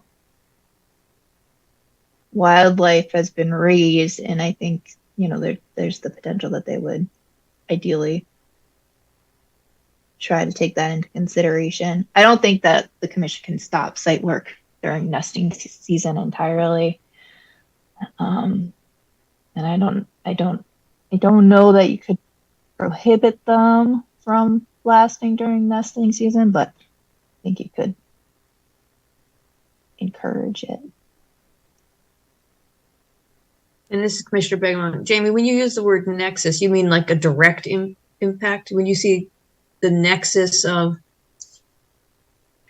on the Yeah, wetlands? so like one of the phrases I think that's kind of used in wetland regulation is significant nexus. So you have to show cause and relation, right? It can't be that it may. It has to be kind of that it will. Um,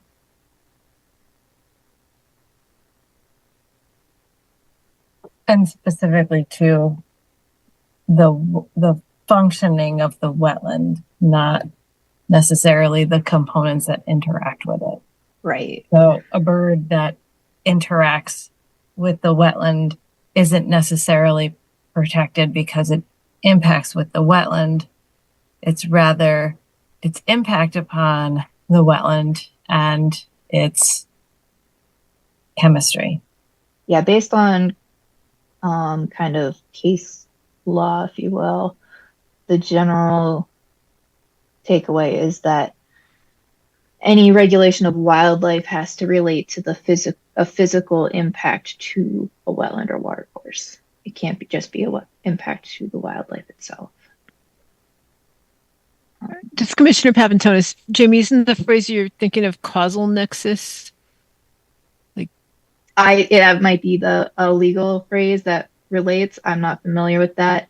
I know that I have seen significant nexus in materials that I have read relative to Connecticut wetland regulation, whether that's a legal term or just a term that is used in various readings that I've read. I'm not sure. This is Commissioner Basserman. Can't you just say best management practices should be used when blasting is performed to reduce the amount of particulates that are caused by such blasting? I'm going to type what I had kind of written down as I was talking earlier, and then we can go from there. Measures to reduce, that's a nice word, reduce impacts associated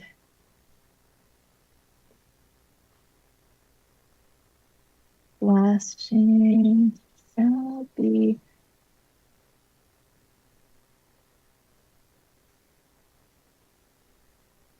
I think there might be a better word than considered.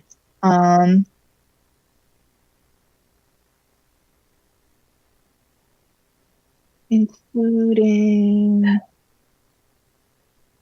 what related to dust control and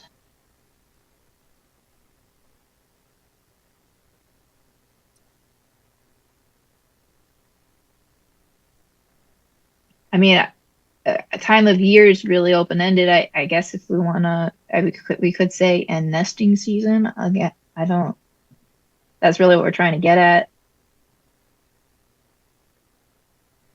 I don't know. So even nesting season is tough. I mean, this is Commissioner Boat. I mean, nesting season is February. It's starting, right? So nesting season starting right now is like bald eagles are going to be starting soon, and it's gonna run all the way through. And you know, if you're talking about birds or turtles or, you know, Yeah, and I think that I don't know. I don't know. All I know, we've already kind of gone over the restrictions of the Inland Wetlands and Watercourses Agency to regulate wildlife, but I think that there's likely some agency that has jurisdiction, particularly if there's nesting on site or near the site, that would probably come into play. I don't know what that agency would be or, you know, what that process would look like.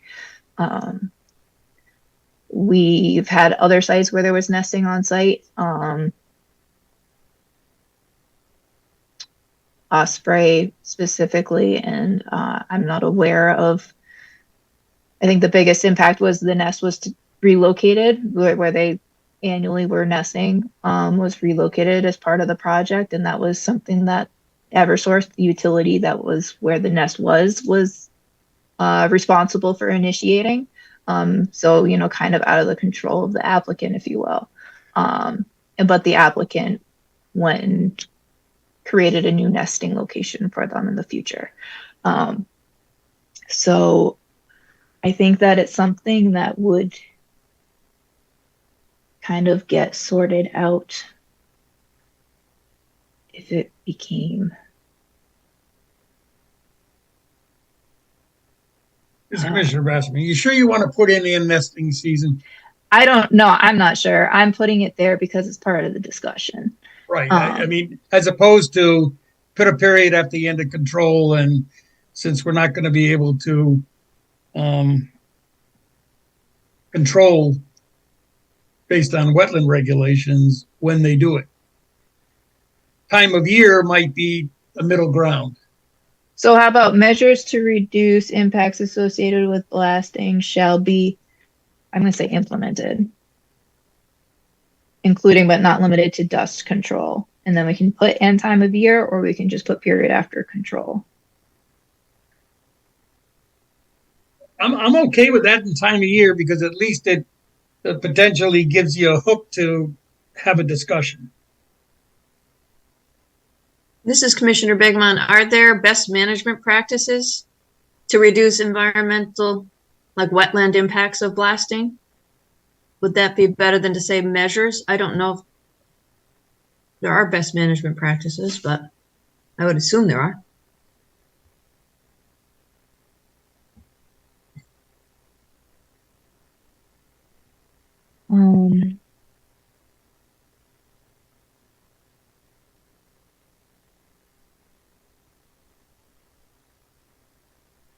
I mean, I guess that's repetitive control measures, best management practices to reduce impacts associated with blasting shall be implemented, including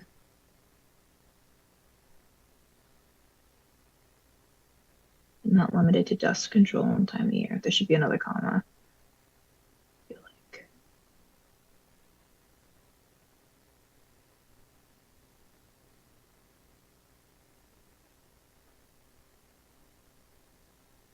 That's good.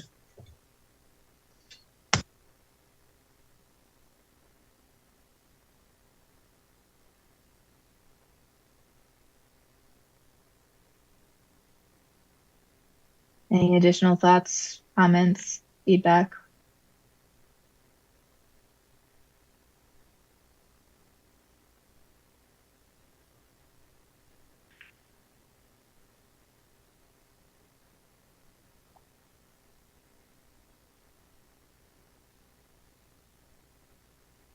No changes, this is Commissioner Bassman, no changes on the standard conditions, Jamie? Standard conditions are standard. And general provisions are also standard. They come directly from the regulations. I didn't specifically ask if there was any comments or feedback on the whereas clauses, if you will, the findings. I don't know if anyone wanted to discuss any of those points in particular. No.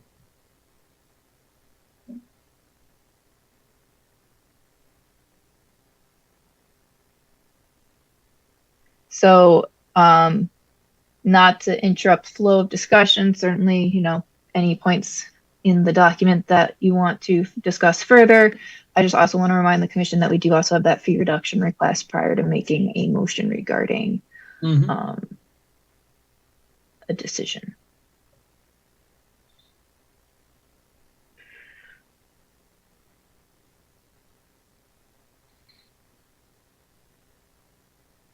Are we good with this part? Do we have that now?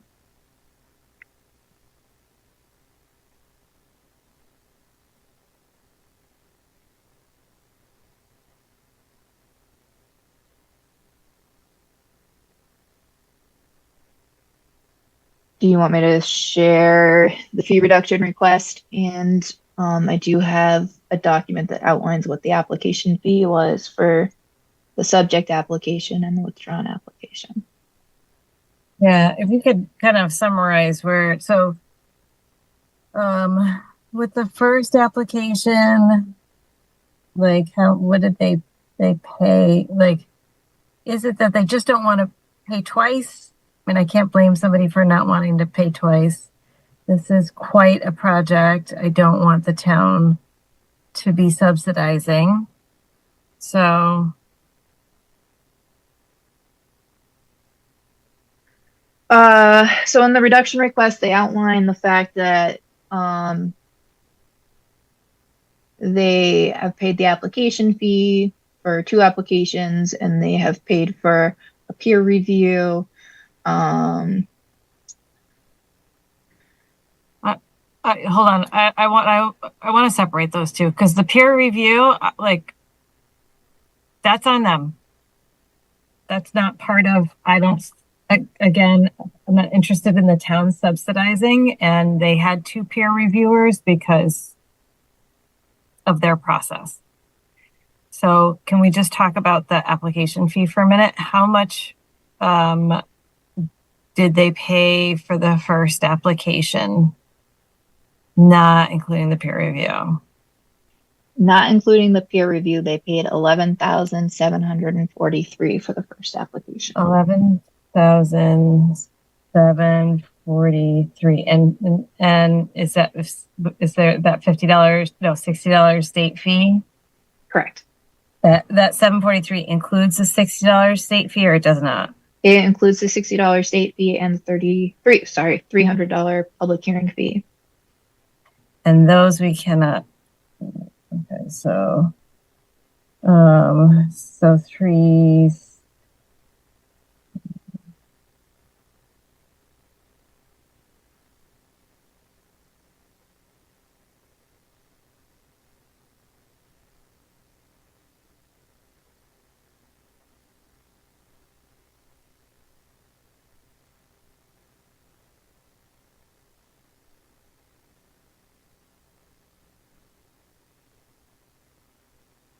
Okay, so 11,383 is that's their kind of pay in minus if we don't consider the deep or the public hearing fee for application 1. Yeah. Okay.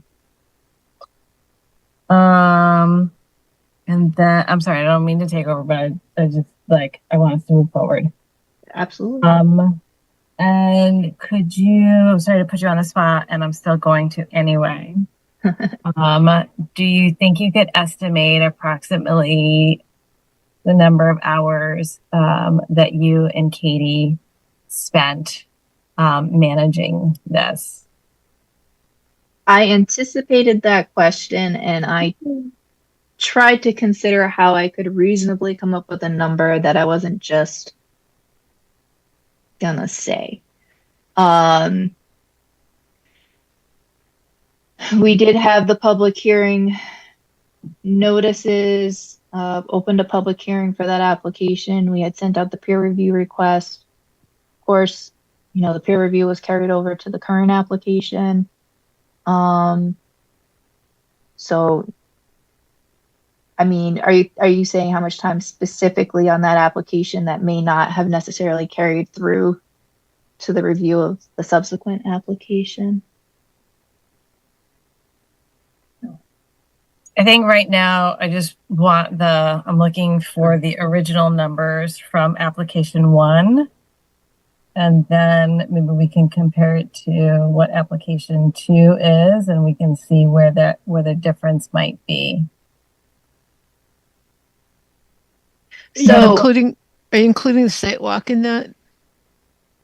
So, as far as the amount of hours spent, I did not calculate something out because, like I said, I didn't know how I could reasonably come up with a number that I'd be confident in. There's review of the application that is intermittent, gets interrupted by other people coming in. It gets, picked back up when the peer review contacts. We don't sit here and say, wait 1 minute, okay, this is this project, this is that project. We don't have projects that we have to bill, so we spend our time trying to be efficient and getting what we can done when we can get it done. So I really don't have any way to come up with a number other than guesstimating, and I would not want to bet my life on how many peanuts there are in the jar. So I honestly do not know how to give a number that I'd be confident was representative of time spent. This is Commissioner Goklowski. Jamie, between both applications, you've spent an enormous amount of time. I mean, even this final draft notice that you prepared, I mean, that you didn't pull that out of your hat and put that together in 10 minutes.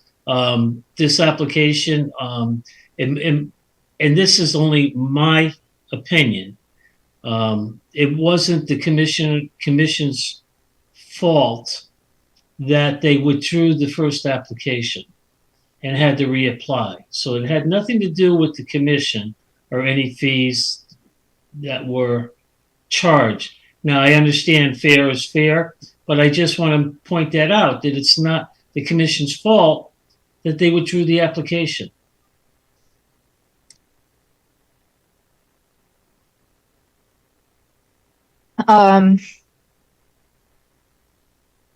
This is Commissioner Begeman. Would a helpful way to think about it be how far through the process did we get the first time compared to the second time? And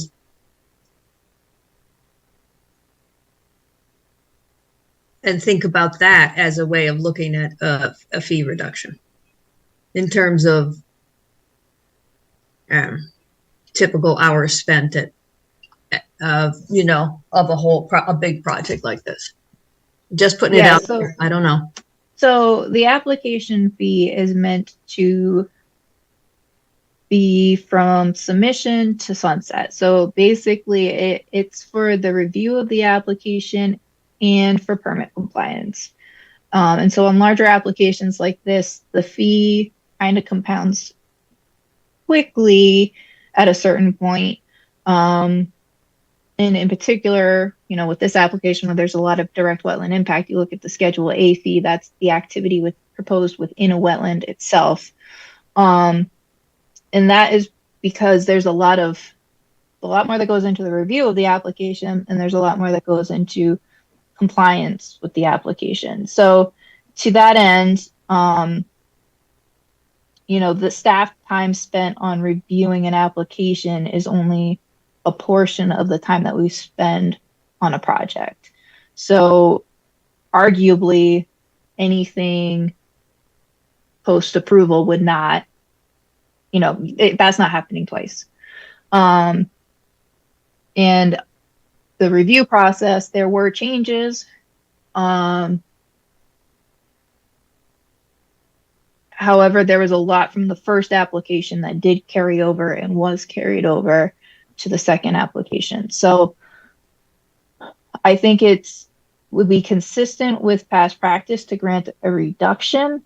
Unfortunately, as far as providing a solid recommendation as to what extent, I don't have great guidance for the commission on that. This is Commissioner Bassam. Jamie, given when you said past practice, forget the numbers for the moment. Did we have a record of what we considered as the elements when we decided to grant a fee reduction for a project that had, multiple applications? Yeah, so I think generally the common denominators have been that the application was withdrawn kind of due to timing constraints, sometimes preemptively before we got to the timing constraints, and sometimes as we approached it, and that the project was substantially similar to what was originally submitted. So it wasn't like they went back to the drawing board and brought back a completely different project. Here, the biggest change from submission to Where we ended, I would say, was in the review of the wetland extent and the subsequent analysis of wetland impact and mitigation. I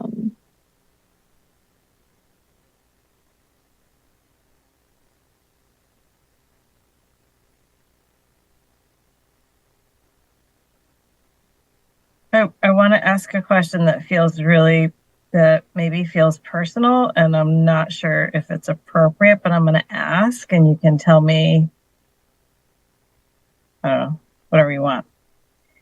Do you think that you could give me, between you and Katie, a ballpark average? Because I'm gonna assume that each of you spent 20 hours on application 1. I'm just gonna assume. That seems like, just having done project management, having worked, I know how many hours I've spent. Do you think that you could give me a rough number of what you believe the town spends on, like, hourly, that would include your healthcare and like that number for the average for the two of you? So not necessarily your wage, not Katie's wage, but the average of the two of you plus your, what the town pays out, basically. Sure. So we do have a blended rate, if you will, that was used for the fee analysis when the commission was looking to revise their fees. So it is a bit old, and I don't think it includes all of the benefits, but it's the number that I have, and that's $40. I think it was just under 40, but we'll say $40. And what year is that from? I honestly can't tell you for sure without looking They're from this decade? Yes. It's from the past 10 years. It's from when I was working for the town. I was going to call it 50 because, things. And also town council's been looped in on, this application, and his pay rate is much higher. Oh, that's true. He's also spent significantly less time relatively on it, but. Sure. Okay.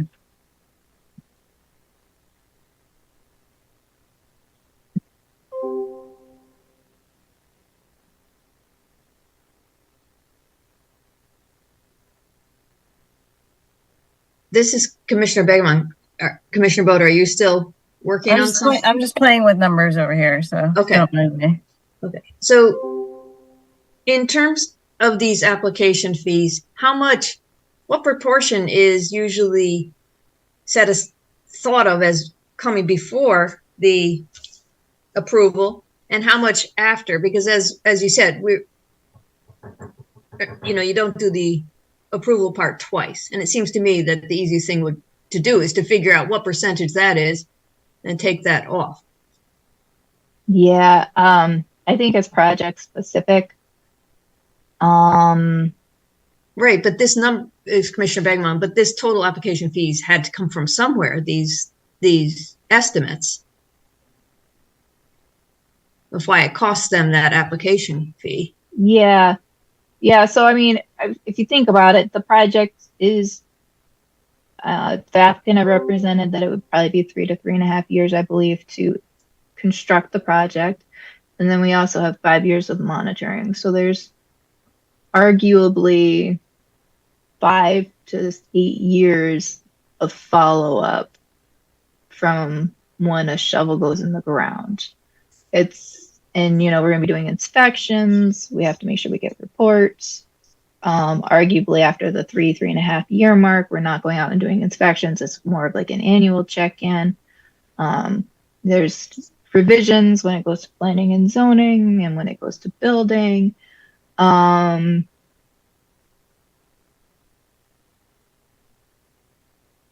This is Commissioner Basserman. Jamie, remind me again why the gun is to our head to deal with the fee reduction tonight. I don't think given you the can. fact, I don't given think the you fact can. that we have a deadline for the application itself, why are we marrying the fee reduction in the same boat? Because you can't grant a fee reduction after you've made a decision on an application. At that point, the record is closed and moved on to the next thing. Okay, I have a thought. I just have an option. I mean, this is like, I don't know, whatever. Chairman, were you set? Did that answer your question? Thank you. Right. What's the fee for application number 2? Without the peer review, the total application fee was $16,981. Okay.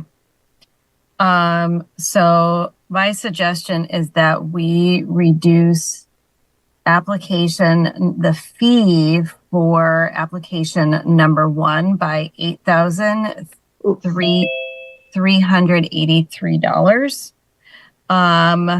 So that we're not really sort of double dipping with a number of these fees. What that does is that takes out, so they're still paying the deep fee. They're still paying the public hearing fee. They're still paying an amount for the town staff time.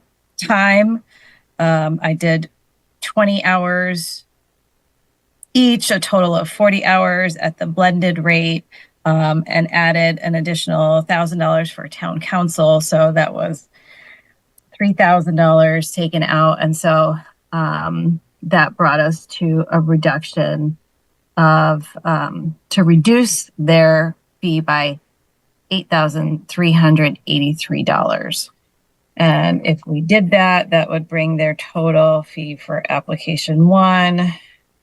So real quick, it would have to be a reduction of the current application fee. So basically kind of giving them a credit from the previous application. Okay, all right, I can do that. But okay, wait, so say the new one is 16,000 what? 981. 981. Okay, so 16,981 minus 8,383. All right, yeah. So that would give them a new application fee of $8,000 for this application, $8,598. Now, it is 9:09. My nighttime brain is not as good as my morning brain, but that's my suggestion. This is Commissioner Bassman. Commissioner Boda? Yeah. The 20 surrogate that you used was for application 1, I believe you said, right? Yes. And 2, I guess the point that Commissioner Begeman raised, did staff spend more time with application 2 than we did with application 1? I did not do the same exercise for application number 2. Oh. I just left it alone.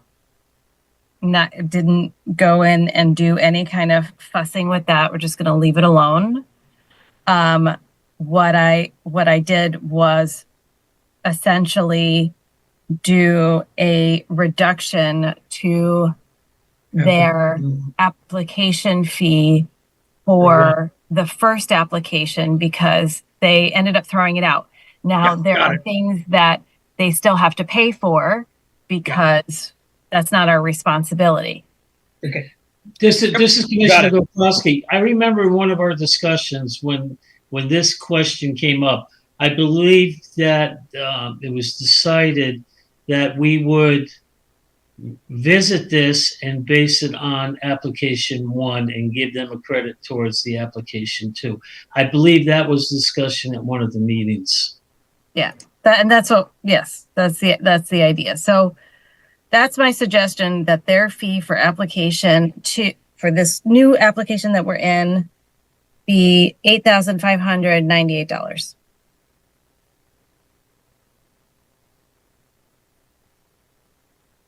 Got a Is that motion? That's, I'd like to, whoa, what is this application number? Hold on. 24-902. Okay, I'd like to make a motion that we approve a fee reduction for inland wetland 240902. 1, 2, 3, 4, 5, 6, 7, 9, 11, 15, 17 Beacon Hill Road and Beacon Hill Road. That we grant a fee reduction from $16,981 to $8,598 based on the fact that they withdrew their first application. This is a second application. And this new fee ensures that the applicant does not double pay the town for the same materials, and at the same time, the town is not subsidizing the applicant by paying for town staff hours or town council hours or the public hearing fee or the DEP fee.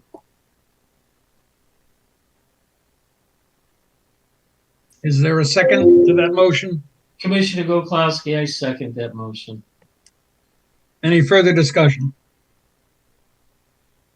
Well, we do separate votes here, correct, Jamie? Mm.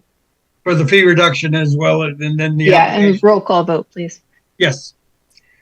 Okay, Commissioner Gokowski, Commissioner Gokowski, aye. Commissioner Papatonis, Commissioner Papantonis, nay. Commissioner Begeman, Commissioner Begman, aye. Commissioner Boda, Commissioner Boda, aye. Commissioner Basserman, aye. All right, we now have the other item, which is the application itself. Does anybody feel not ready at this point to vote? Okay, we're going to take we need a motion on the table for inland wetland 240902, 1 through 17 Beacon Hill Road and Beacon Hill Road, which is an age-restricted housing development. Is there a motion for inland wetland 240902? This is Commissioner Boda. I will make a motion to approve inland wetland 240902, 1 through 17 Beacon Hill Road, using the draft resolution dated February 13th,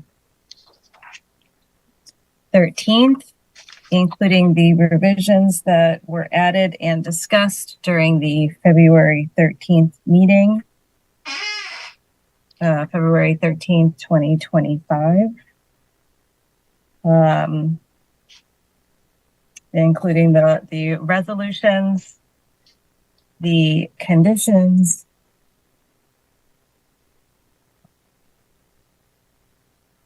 the standard conditions, and the general provision in the issuance of all permits. Is there a second to that motion?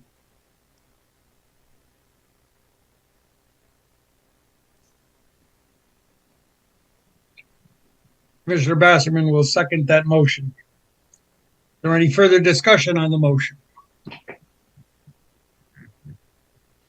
Okay, take a roll call vote. Commissioner Gokowski, Aye. Commissioner Begeman, Commissioner Begman, aye. Commissioner Papatonis, Commissioner Papantonis, nay. Commissioner Boda, Commissioner Boda, aye. Commissioner Basserman, aye. And I think we've got everybody. So 240902 is hereby approved. Jamie, anything else on 240902? No. Okay.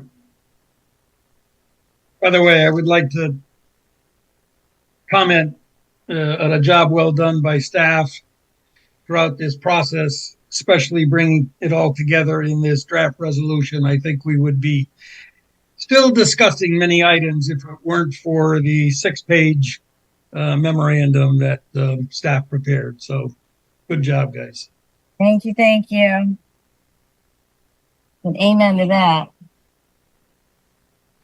Okay, enforcement activity.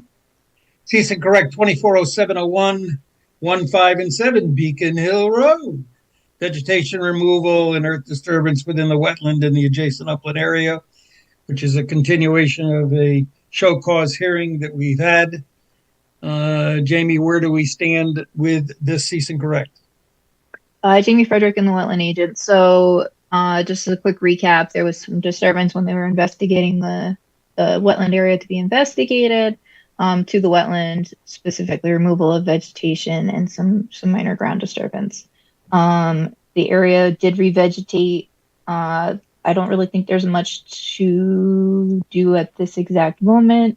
A permit was just issued. It has not been implemented. I think maybe the reasonable thing to do here would be to maybe continue this to, say, the May 8th meeting, where you request an update from the wetland scientist, have them go out to an investigation, see what the current condition is, whether there's anything that needs to happen, arguably between now and implementation of the permit, or should the permit not be implemented, to resolve the activity that occurred.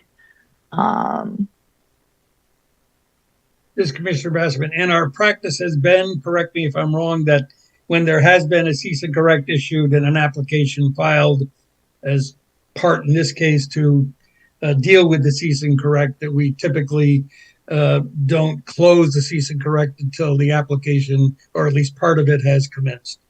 Is that correct?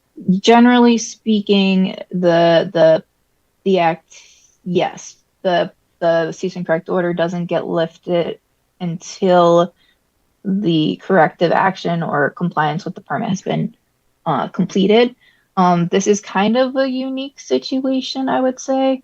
At this point, there's been no determination regarding the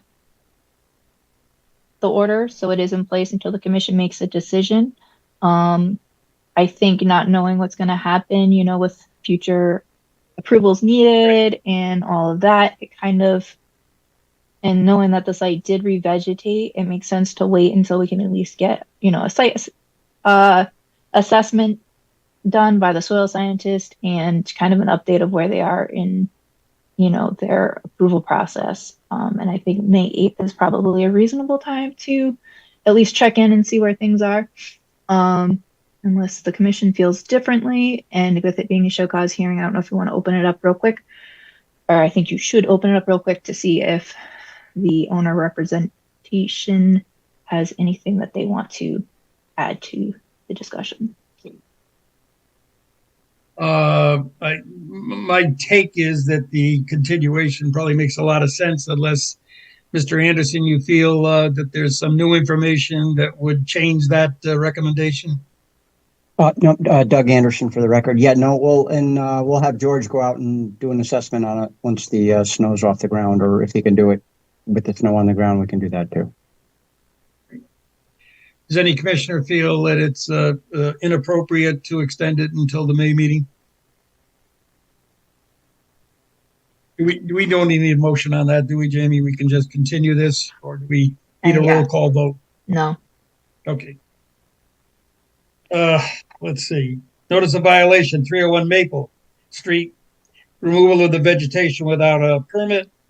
We're we discussed that as agenda item 5B, which, can we deal with that now? I think we should deal with it when we get to that item. Essentially, it was a notice application? of violation that required an application to be submitted. So we did receive an application, and I think we should discuss the two. Okay. There. Then next up, cease and correct 240902, 17182 Leeds Island Road, declaring an earth disturbance without a permit, continuation of show cause hearing. You've had some correspondence, or at least verbal correspondence to date on this? Yes, so there's been a couple of continuances of time so that the property owner could get information the commission requested. Essentially, there was some activity on site adjacent to and within wetland areas. The property owner hired a wetland scientist to conduct an investigation. We received that report. The commission, there was some discussion about activities potentially being of an agricultural nature and potentially as of right or non-regulated. So the commission requested a jurisdictional ruling request be submitted if that was, you know, the property owner's interpretation of the activities they were doing, and that a site or a map of the property showing the wetland extent and location of stone placed be submitted.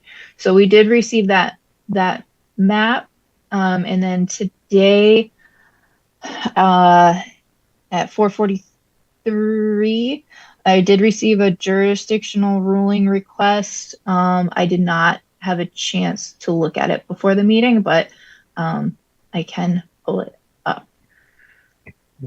And the property owner is present this evening. So does the commission want to start by recapping on the cease and correct order, or by reviewing that site plan, or by hearing from the property owner? Why don't we take it in the order that you just suggested, the review of the cease and correct, and then the information provided by the homeowner?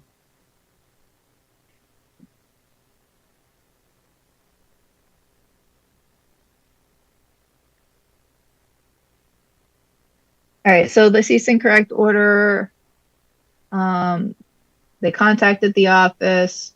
Like I said, they had a wetland scientist go out and do a field investigation.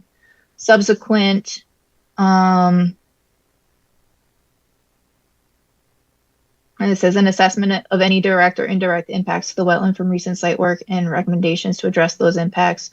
Restoration plan shall be submitted to address any direct wetland impacts. So we kind of paused on the second half of 3.2.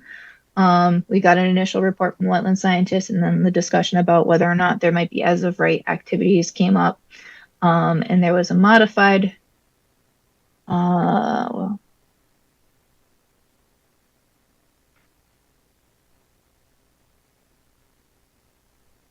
nope. So at the October 24th meeting, a site map showing the location of wetlands, extent of stone located within wetland areas was to be submitted, and a jurisdictional ruling request accompanied by a proposal / narrative and a 2-scale site plan, so the commission can determine whether activities conducted / proposed are as of right. It was discussed that the plan does not need to be an A2 survey. While no decision was specifically made regarding a tree survey, I would recommend that the plan should include an assessment of the trees that are planned to be used as part of the silviculture use. To assist in understanding, the plan should include any existing and or proposed site improvements associated with the ruling request. And then, Is Commissioner Basserman, do we have number 1 completed? yeah, we have received a document.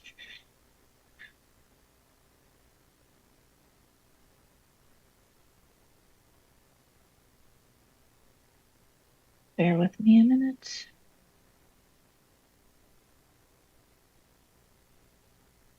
Did it not make it into the Dropbox?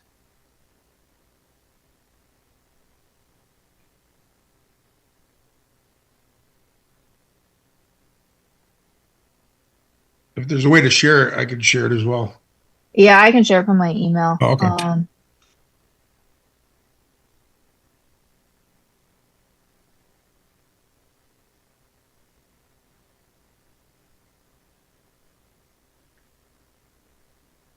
Okay. So Leeds Island Road is at the bottom of the page. We've got the dark line here is the wetland line annotated by Rima Ecological Services LLC. And then we've got the approximate location of the gravel, and the commission has any questions, I'll defer to the property owner to respond to those.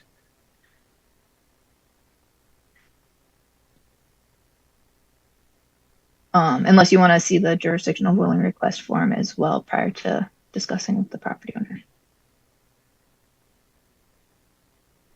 Now, this Commissioner Wasserman, is this a to-scale drawing, Jamie?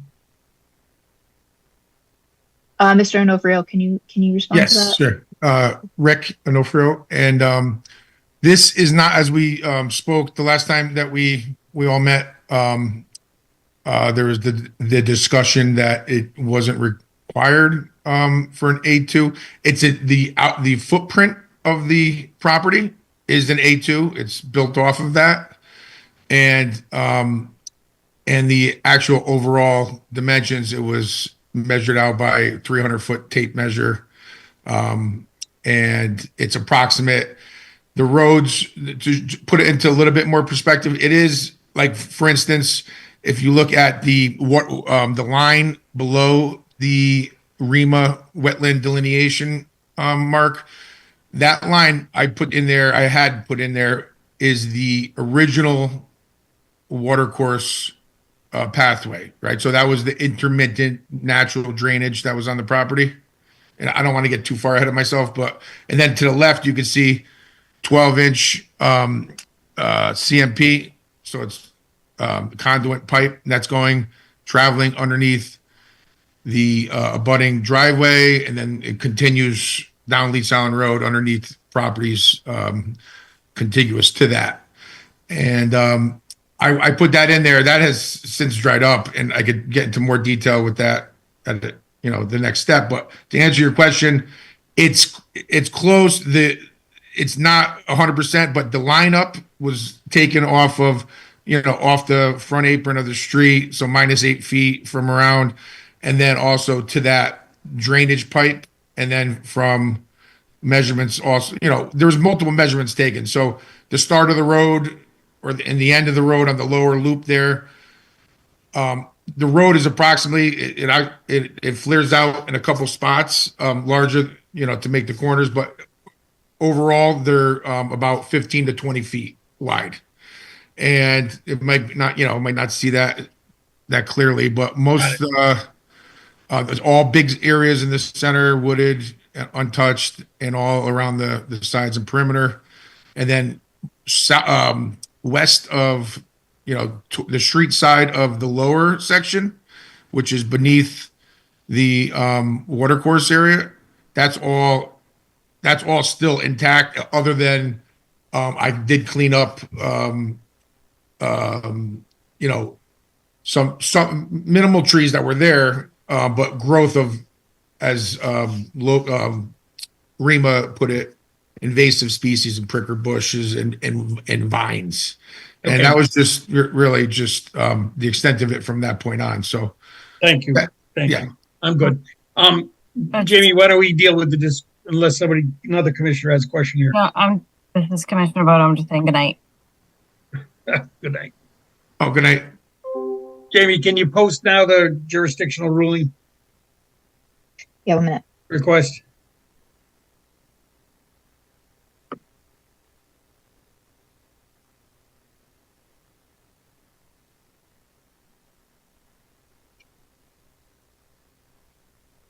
All right, so requests, believe it as of right.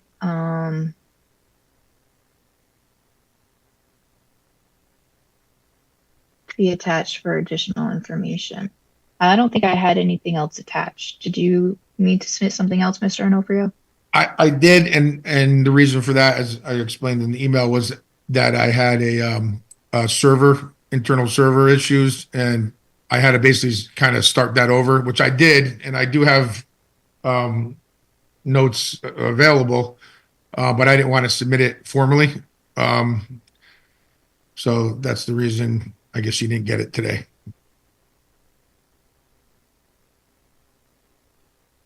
but I'd be happy to go in detail with it with you.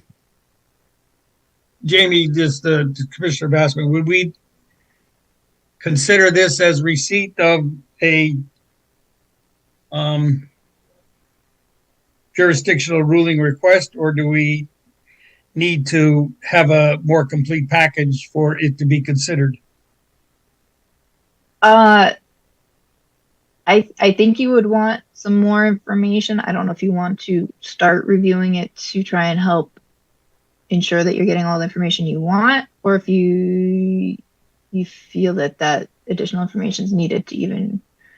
I mean, I could walk through it just based on, what I know and what my thoughts are here and the facts of the situation, but it'd probably be good for you guys to have something to reference because, I'm know what I mean? Instead of maybe just a quick refresher for the commissioners of what it is that you're looking to do. And yeah. then So that way the basically, commission- and I also, 1 minute. excuse me. 1 minute. I want to finish what I was saying. A quick update for the commissioners of what it is you're looking to do, and then that way the commissioners can see if there's anything in addition to that October 24th letter that they want to highlight should be submitted. Yep. To consider your request. Yeah. So basically, what I intend to do is with the farm, the creation of the farm, obviously, and I am trying to understand. We're obviously understanding what the site is and where these delineations are, which, as you mentioned, I had obtained another soil scientist who actually was his specialty was in the drainage and surface water drainage and also in wetlands. He's a board member he works for actually the town of Middletown. And when I came across with him and spoke with him, and we met on site to discuss one of the issues and one of the things for consideration, which I had included in the application, was of the oncoming disturbance of the drainage. And I understand a lot of those conditions and, what's exempt on certain parts. However, the best technology being used for that came into question. So I do have a section on that I'd like to discuss, and that's why I brought him in. When he visited the site, he had his own ideas of where those delineations were on the wetlands, because we actually poked around some additional areas, obviously, and more so than went under REMA. And he started, from his considerations, he thought it came up a little further down. It came down the line there. But with that said, and I intend to do the maple syrup farm, and potentially down the road. This is all new to me, obviously, and that's what I'm trying to do. I originally bought the property to prevent tree houses from going up because they were selling it as a multi-family lot, multi-home lot. My parents live in the back. I don't have any, other than tapping the trees, the maples that are all there, maybe some bee, some honey. I don't have any plans to, to build on it or develop the land at this point, other than a farm and a road, a driveway going in, a roadway to access, which would be used from the farming,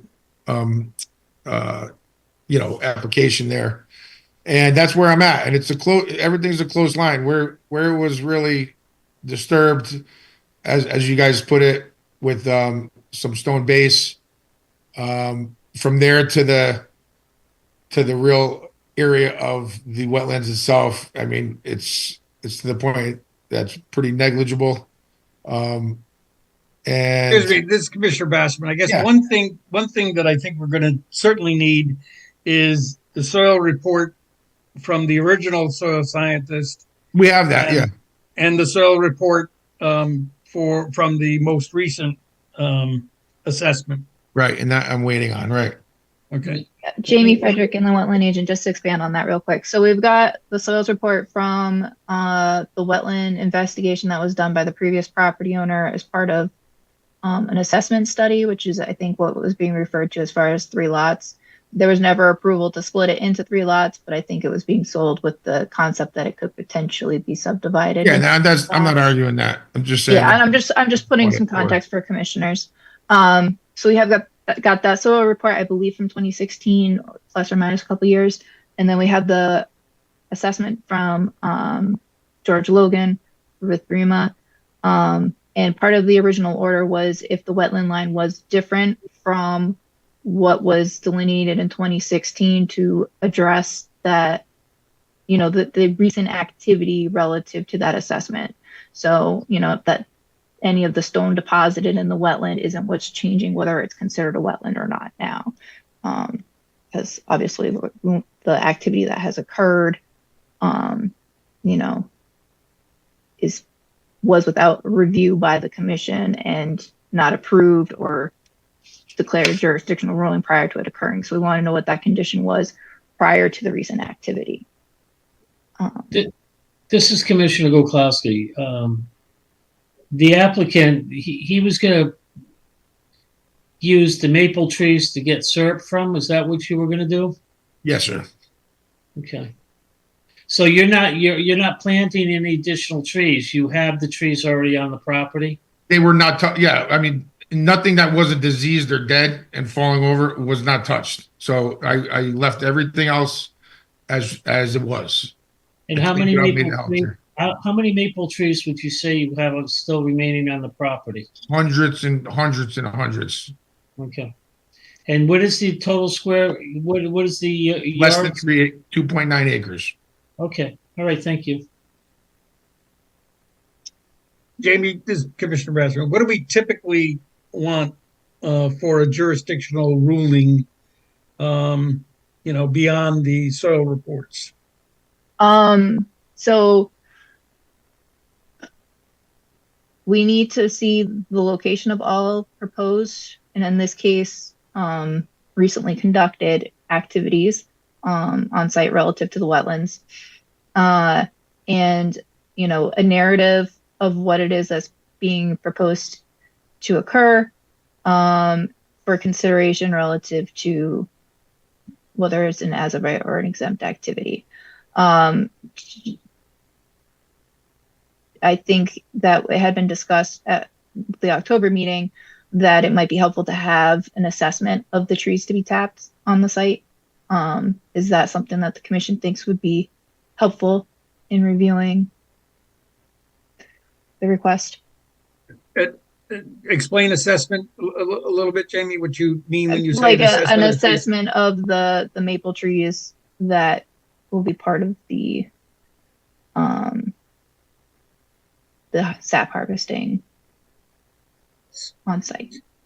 If I can make a quick comment again, is that the health of the trees? It's the number of trees, capacity, the ones that are of mature enough to be tapped, the ones that are coming in that could be tapped, that kind of thing. For the legitimacy of the trees being used for maple syrup production. To demonstrate the agricultural use on the property. Right. Got it. Okay. I think that's important for an as of right condition. This is Commissioner Papantonis. I'm a little confused just because I'm looking at section 22A40 subsection 1. And so what exactly is where exactly is the area that caused the cease and correct to happen? Are we complaining about the gravel road, or? I'm sorry, what are you looking at? I'm looking at the statute 22A40 section 1. Okay. That applies to farming. So the cease and correct order was issued because I didn't have a direct way of contacting the property owner, and it had come to my attention that there had been clearing and ground disturbance on a significant portion of the site. So I wanted to make sure that there was no additional activity, that the property owner was contacting us to discuss what was going on, and to make sure that no additional clearing or regrading or deposition of material was occurring. And then when the property owner received the letter or the order and attended the meeting, he indicated that the activity was for agricultural purposes. So that's when the commission requested the jurisdictional ruling Okay.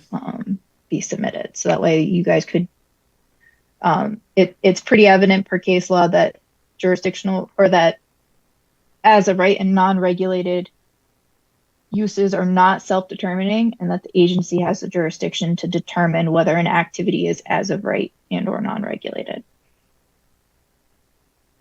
And there was a survey filed on the land records showing the extent of wetlands on the property, which showed approximately the front third of the property to be wetlands. Yeah, can I actually just make a statement, because there were some people that weren't here in the last meeting that I was in, just to put a little bit into perspective on my end, is that I grew up in the property behind there. My parents still live there.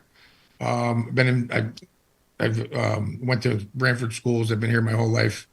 I used to play in the woods in front of me. My parents have 3 acres in the back. So I know the land, I know the property. It was a farm. It was always farmland before this. It's prime farmland. If you go on any of the soil and water classification maps from the state, you'll see that front, it's never been identified as wetlands originally. And it's always been farming. They used to do hay and plants, flowers over there. And it's the family that had the other farm in the remaining part of the town there next on Leeds Road. Actually, it spans over many areas.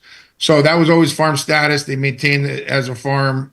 And that's what I'm trying to do. But what I'd like you to understand is that water course that I put in there, the line right below that wetlands area there, that's no longer even active.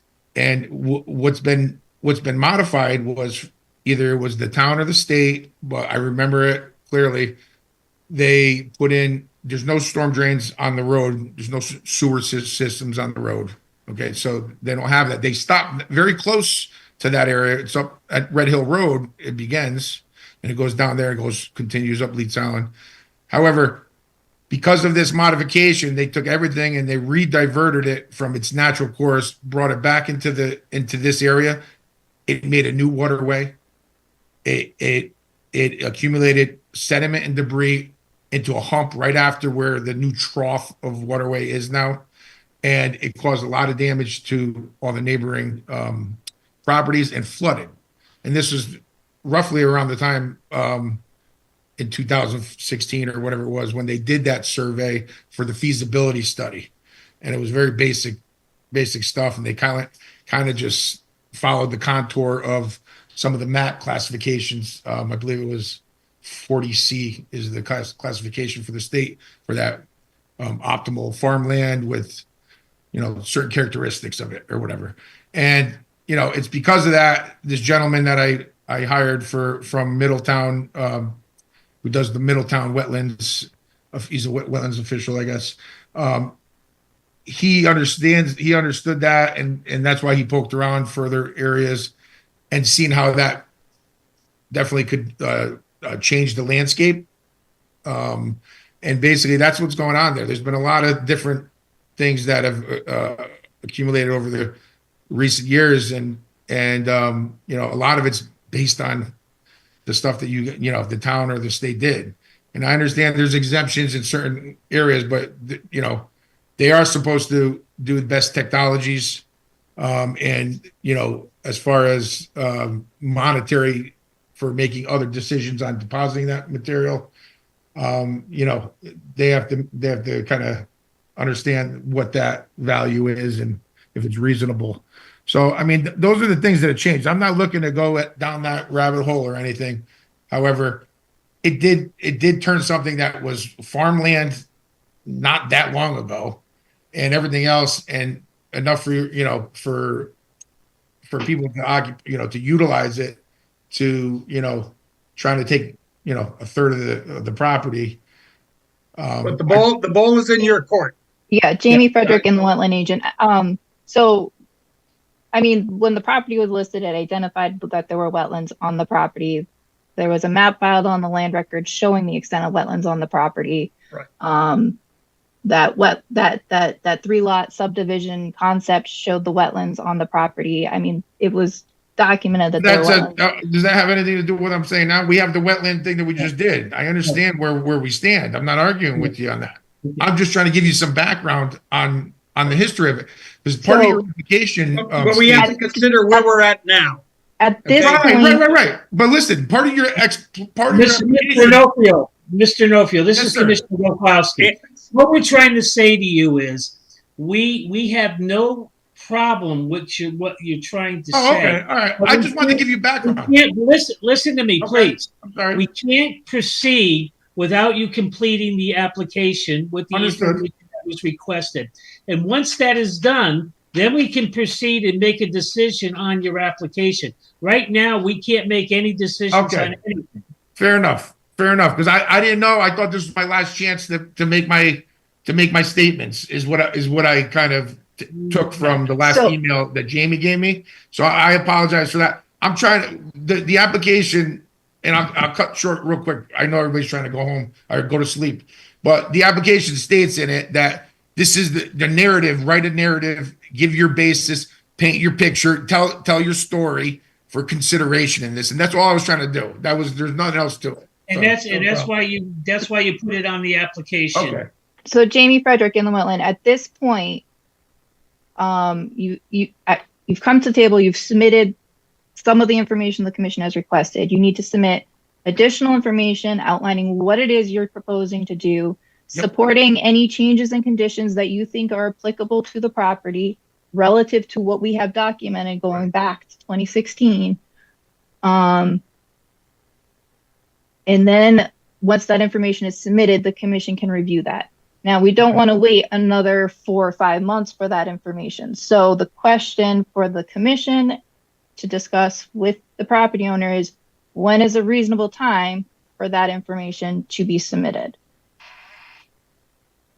Do you want to open it up for the property owner to make a recommendation and then for you to see if that's acceptable? Or do you want to?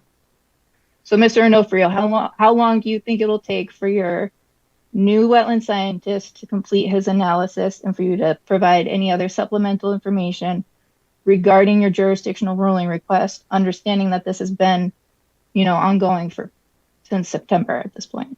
Right. And I understand that. And, we also had Christmas and New Year's and we had snowstorms. So it's outside. I mean, I'm trying to do the best I can with all this stuff.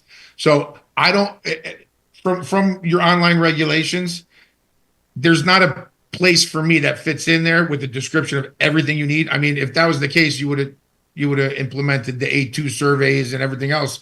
So what do you exactly need? If it's just a narrative, and then I could get that to you very quickly. And then the results of the updated, or the addition of the wetland delineation with the new soil scientist, that would probably be after the snow melts and on a day where we could go in there, right? So that would be for that. So is there anything specifically in the application of a standard request for this? You have a list 3 pages long of things to include. Is that applied to me? Jamie Frederick and the wetland agent. This is not an application. It's a jurisdictional ruling request. Right. So I think you should work with your professionals to review the statutes, the regulations, section 4, what is considered as of right, what is not considered as of right, the activities you have conducted, the activities you're proposing to conduct, and how those fit into those categories. And, one thing in particular, so I'm just real quick, pull up section 4. We've been talking a lot about agriculture, whether that's the only applicable or the applicable section, could be open-ended. That's up to you as the property owner to make a determination as to what you think your your activities fit into. So it says the following operations and uses shall be permitted in inland wetlands and watercourses as of right per Connecticut General Statutes 22A 40A. The agency shall make the determination as to whether a proposed activity meets the definition that is as of right or is a regulated activity. Grazing, farming, nurseries, gardening and harvesting of crops and creation of farm ponds of 3 acres or less essential to the farming operation and activities conducted by or under authority of DEEP for the purposes of wetland or watercourse recreation or enhancement or mosquito control. The provisions of the subsection shall not be construed to include road construction or the erection of buildings not directly related to the farming operation, relocation, reclamation, or watercourses with relocation of watercourses with continual flow, filling or reclamation of wetlands, filling or reclamation of watercourses with continual flow, clear cutting of timber except for the expansion of agricultural cropland, or the mining of topsoil, peat, sand, gravel, and similar material from wetlands, watercourses, or for the purposes of sale. So your narrative and your supplemental materials should address those things.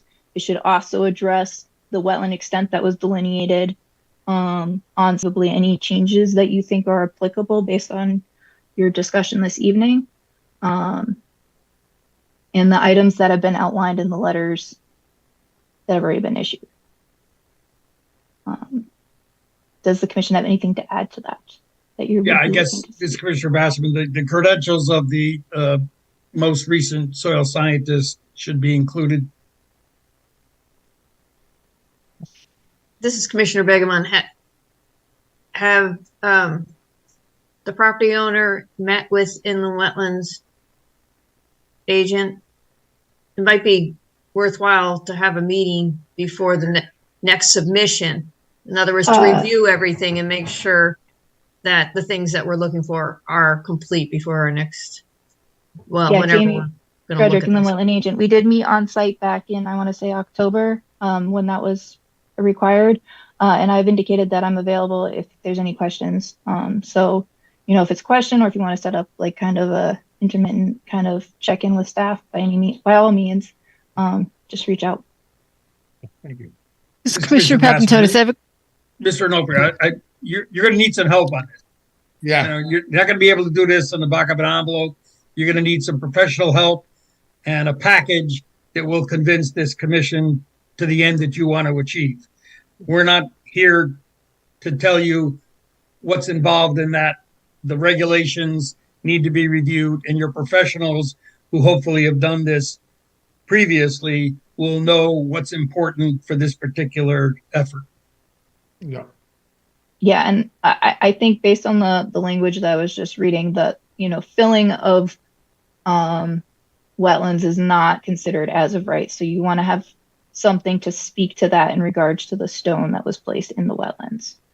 Unless it was for farming practices is the way it says the provisions of the subsection shall not be construed to include. So how do you build a road or you do anything on a property if you can't put anything on top of it? I think I'm not. I'd say at this that's what I'm point, saying. we're not going to continue this discussion. I've waited all night myself, man. I've been on the thing all night myself. So we're all spending our time here, right? Get your help and get the information that this commission needs in front of us so that we can then have a further discussion. Right now, we don't have the information, as Commissioner Goklowski said, to really evaluate anything at this point until you present. Fair enough. And I'm trying to relay that that's going to be, I think, one of the points of discussion once they have that additional information. So anything you could provide to that point would be beneficial to your argument. Okay. My guess is 30 days might be a bit tight. Mm-hmm. Oh, yeah. I mean, especially with other people's schedules. I mean, I can't help that. Right. Yeah. Right. So can we move this to April? Is our meeting in April sufficient you just time? moved something, I think that. Again, Jamie, I'm sorry. So are you thinking April 10th? What are the April meetings? Let's put it that way. Why don't we shoot for the 10th? April 10th gives them 2 months. Yeah. In addition to the 4 that's been provided.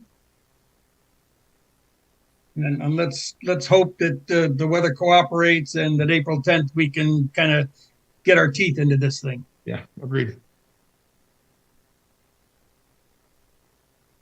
Okay. Any other comments from the commission on this item? Okay. We have no So application. the cease and correct order and the Remains jurisdictional in place. ruling are continued. The show cause hearing for the cease and correct order 240902 and the Is review of the continued. jurisdictional ruling request are continued to the April 10th meeting. Right. Okay. No applications for review. Thank you for your presence. Thank you. Have a good night. Thank you for your time. Application for receipt in the wetland 250101 1937 Gould Lane subdivision of 3 lots. The material was sent out. Jamie, it's for receipt. Is there any need for discussion this evening, or can we move along here? Jamie Frederick and the wetland agent, as you stated, the application is for receipt. The applicant team, I believe, has held on and wanted to give a brief overview. I'm looking and I'm not necessarily seeing because my brain is not working.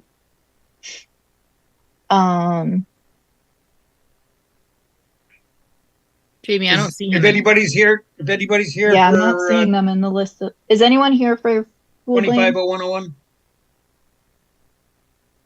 No. Okay, so I'll just really quick say, I do think the commission will want to consider scheduling a public hearing and or a site walk for this application. I don't know if you want to discuss that this evening or table it to the next meeting, but I would suggest looking at the materials prior to the next meeting if you're tabling it.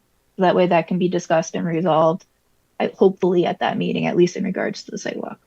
This is Commissioner Bassman, and your suggestion for public meeting, is on what basis? Public interest. We've had a couple of abutting or nearby property owners contacting us since they started flagging and doing, the investigative work on property. This is Commissioner Begemon. Given weather, should we have set up a couple of dates for possible site walk?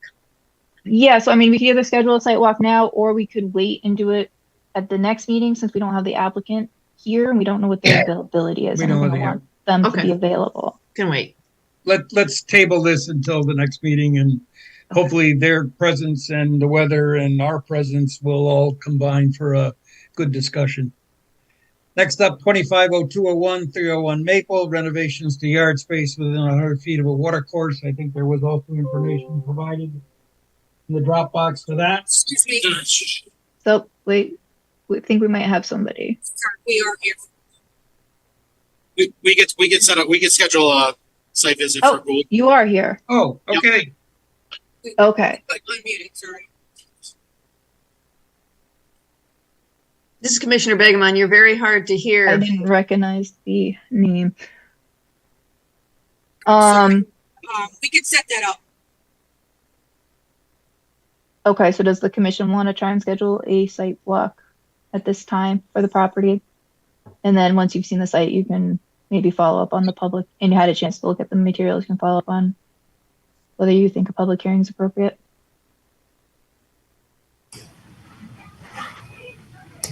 I can tell you I'm not available the weekend before our next meeting. Could do a weekday the week of our next meeting, if that works for everyone. It gets dark a little bit later, but it still gets dark pretty early. So we'd probably have to do it around 5 to have enough time to see things. I don't know if that works for everyone. What's the nature of the property now? It's most undeveloped with like a garage and a shed on it. But in terms of vegetation, it's not difficult, or topography wise, it's fairly flat. Show the site plan. It's walkable and there's trails. Okay. Oh, I closed out of it. And 2 lots are off of Gould Lane and one's off of Beechwood, so there might be some driving around, but you could park on Beechwood and walk through to the other two sites. Okay, good. So what's your suggestion date, Jamie? I guess I would suggest the 25th or the 26th if it works for everyone.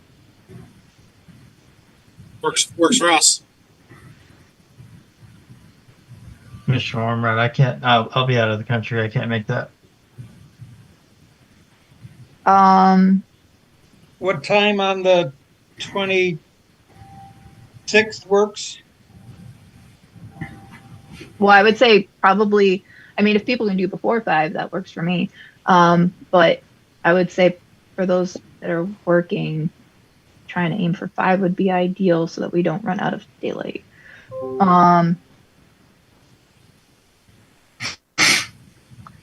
5 o'clock on the Alternatively, 26th? you guys could have the site walk on the weekend, and I could just check in with the property owner and see it a different time. But I think it's helpful when we see it at the same time, so that way I'm aware of what the commission's agree. looking at. So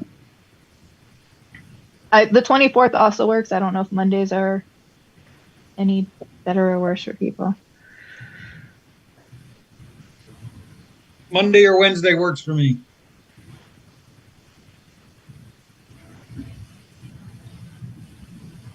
Is anyone Wednesday. else available Monday or Wednesday, or are we going to have to look at another later date? It is available any day. Commissioner Begeman, I'm available Monday or Wednesday. Commissioner Gopowski's, Monday or Wednesday is fine. Commissioner Papantonis, Monday or Wednesday is fine, but not Tuesday. Right. Okay, is there a preference for Monday or Wednesday? I can only make, this is Commissioner Ormrod, I can only make Monday. Oh, you can make Monday? Then let's do Monday. Then let's do Monday.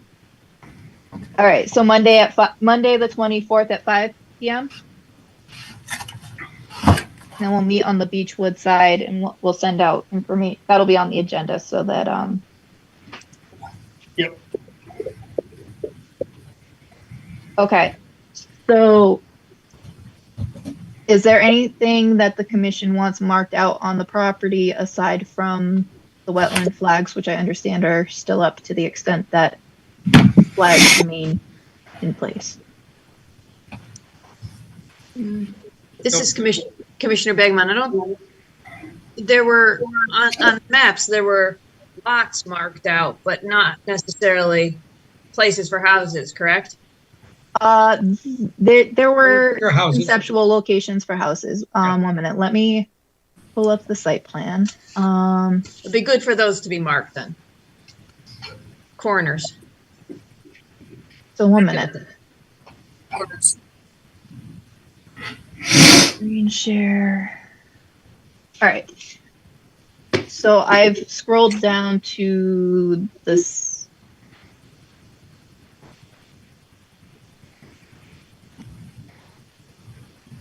Everything's being delayed. I'm sorry. Okay, so we've got 3 lots plus a 4th lot open space. There's 2 access off of Gould Lane. There's the proposed house locations. And then each lot also has a proposed wooden split rail fence. But the house would probably give you kind of a general, house and wetland flag should give you kind of a general overview of kind of proximity of things on site.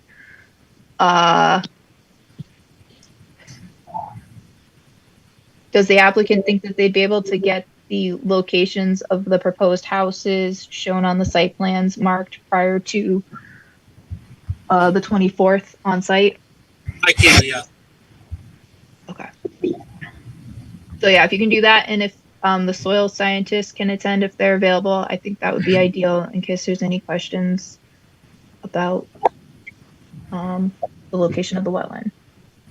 Okay. Anything else Commission can think of? Okay. Okay, so site walk, and they're gonna flag the corners of the proposed houses.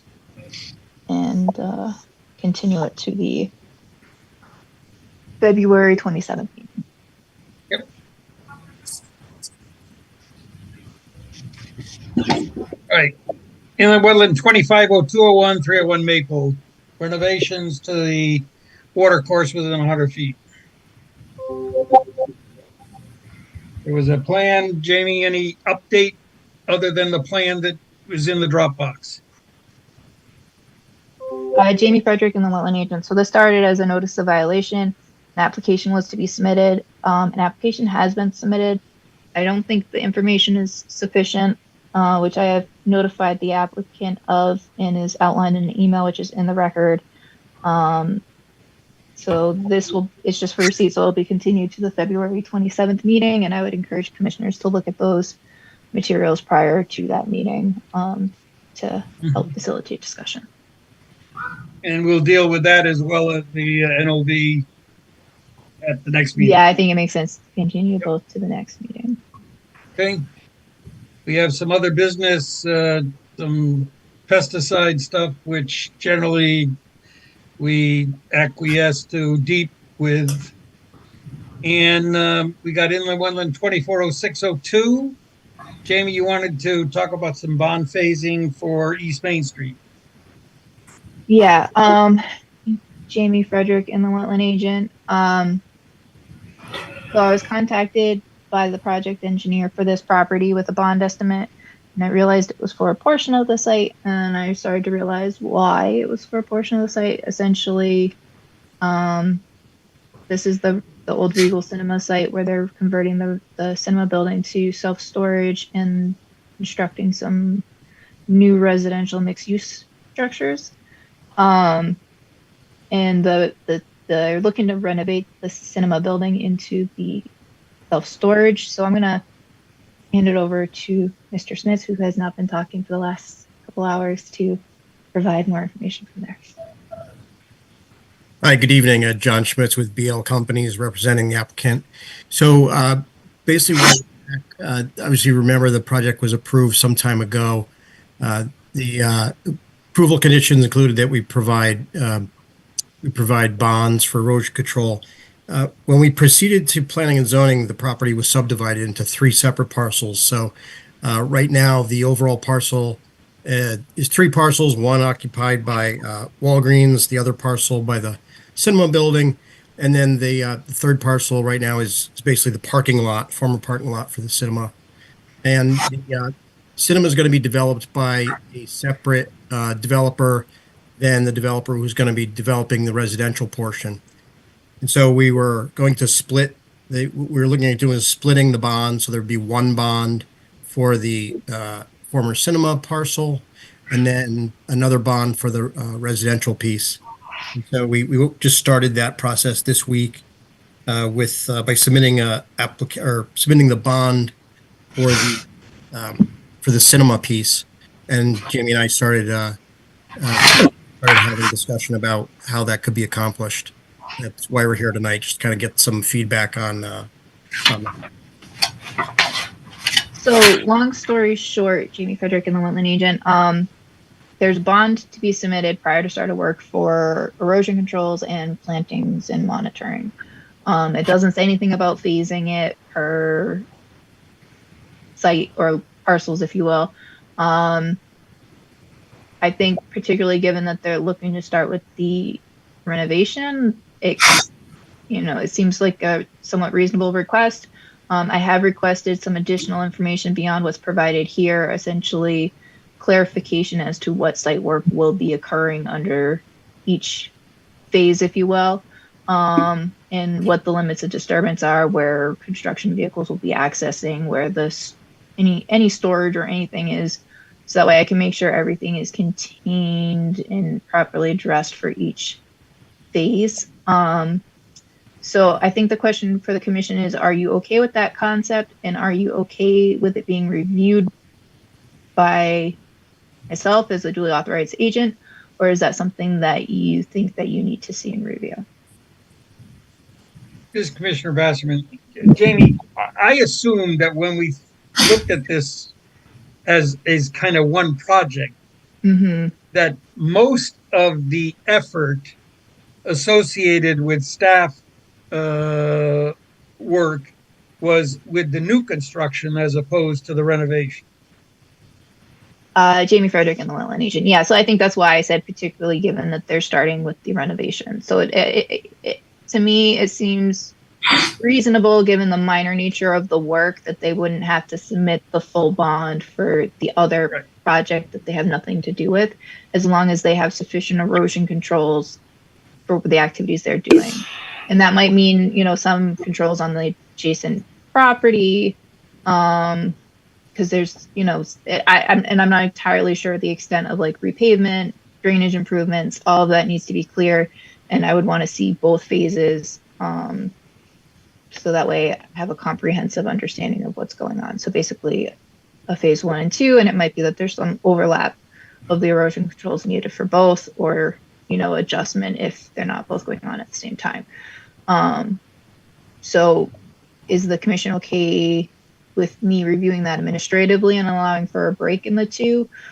Or do you want to see more information and make that decision yourself? This is Commissioner Begemon. If we had known that it was going to be phased, we would have had plans for like a pre-construction meeting with the phases, et cetera.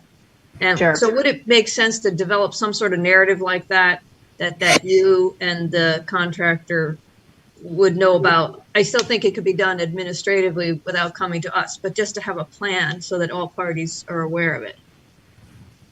Yeah, I think that as part of the review process, we could make it clear that any inspection or prior to start of site work, and it might be, I'd have to double check the permit conditions. There might be, you know, I can't think of anything off the top of my head, but just to make sure, you know, everything could be split in half, or there might be something that needs to happen before either of them start. But yeah, I think it would make sense to clarify that we need to have the inspections and all of that phased as well.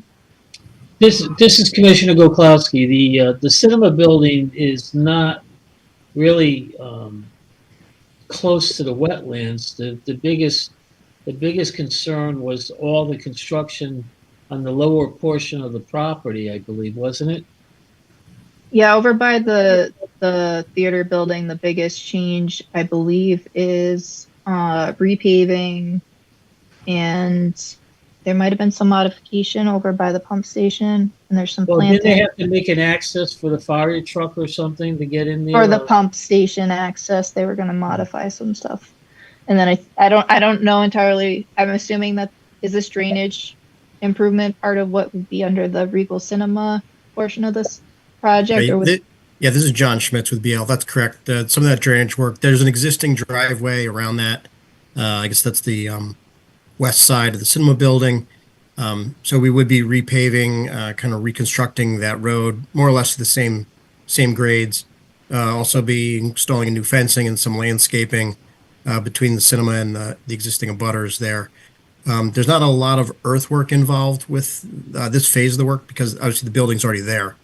So it's mostly paving, some concrete work for sidewalks, some landscaping, but not a lot of moving of earth. Jamie, I'm comfortable to the extent that you find that as a result of that meeting or the narrative or whatever, that the plan is substantially the same as what we previously approved. I'm okay with agent approval. Commissioner Goklowski, I agree. Okay. Anyone feel differently?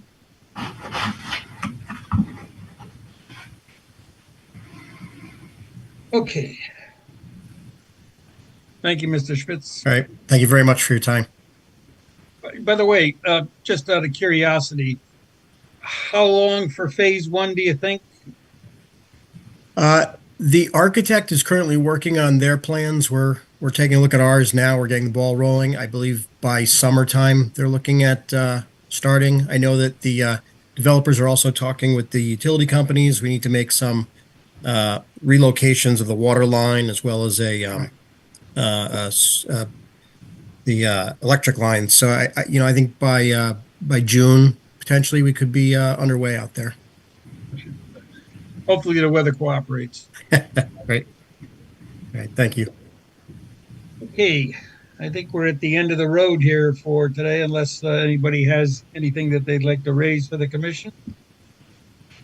I'll just mention real quick, I threw the Amtrak 2025 vegetation control program it's just a document outlining the routine maintenance they do along the tracks in the Dropbox as correspondence as an FYI. We don't ever comment on it. It's something we received, so figured I'd share. Thank you for sharing. And if you have any questions or comments, I can try and get answers, but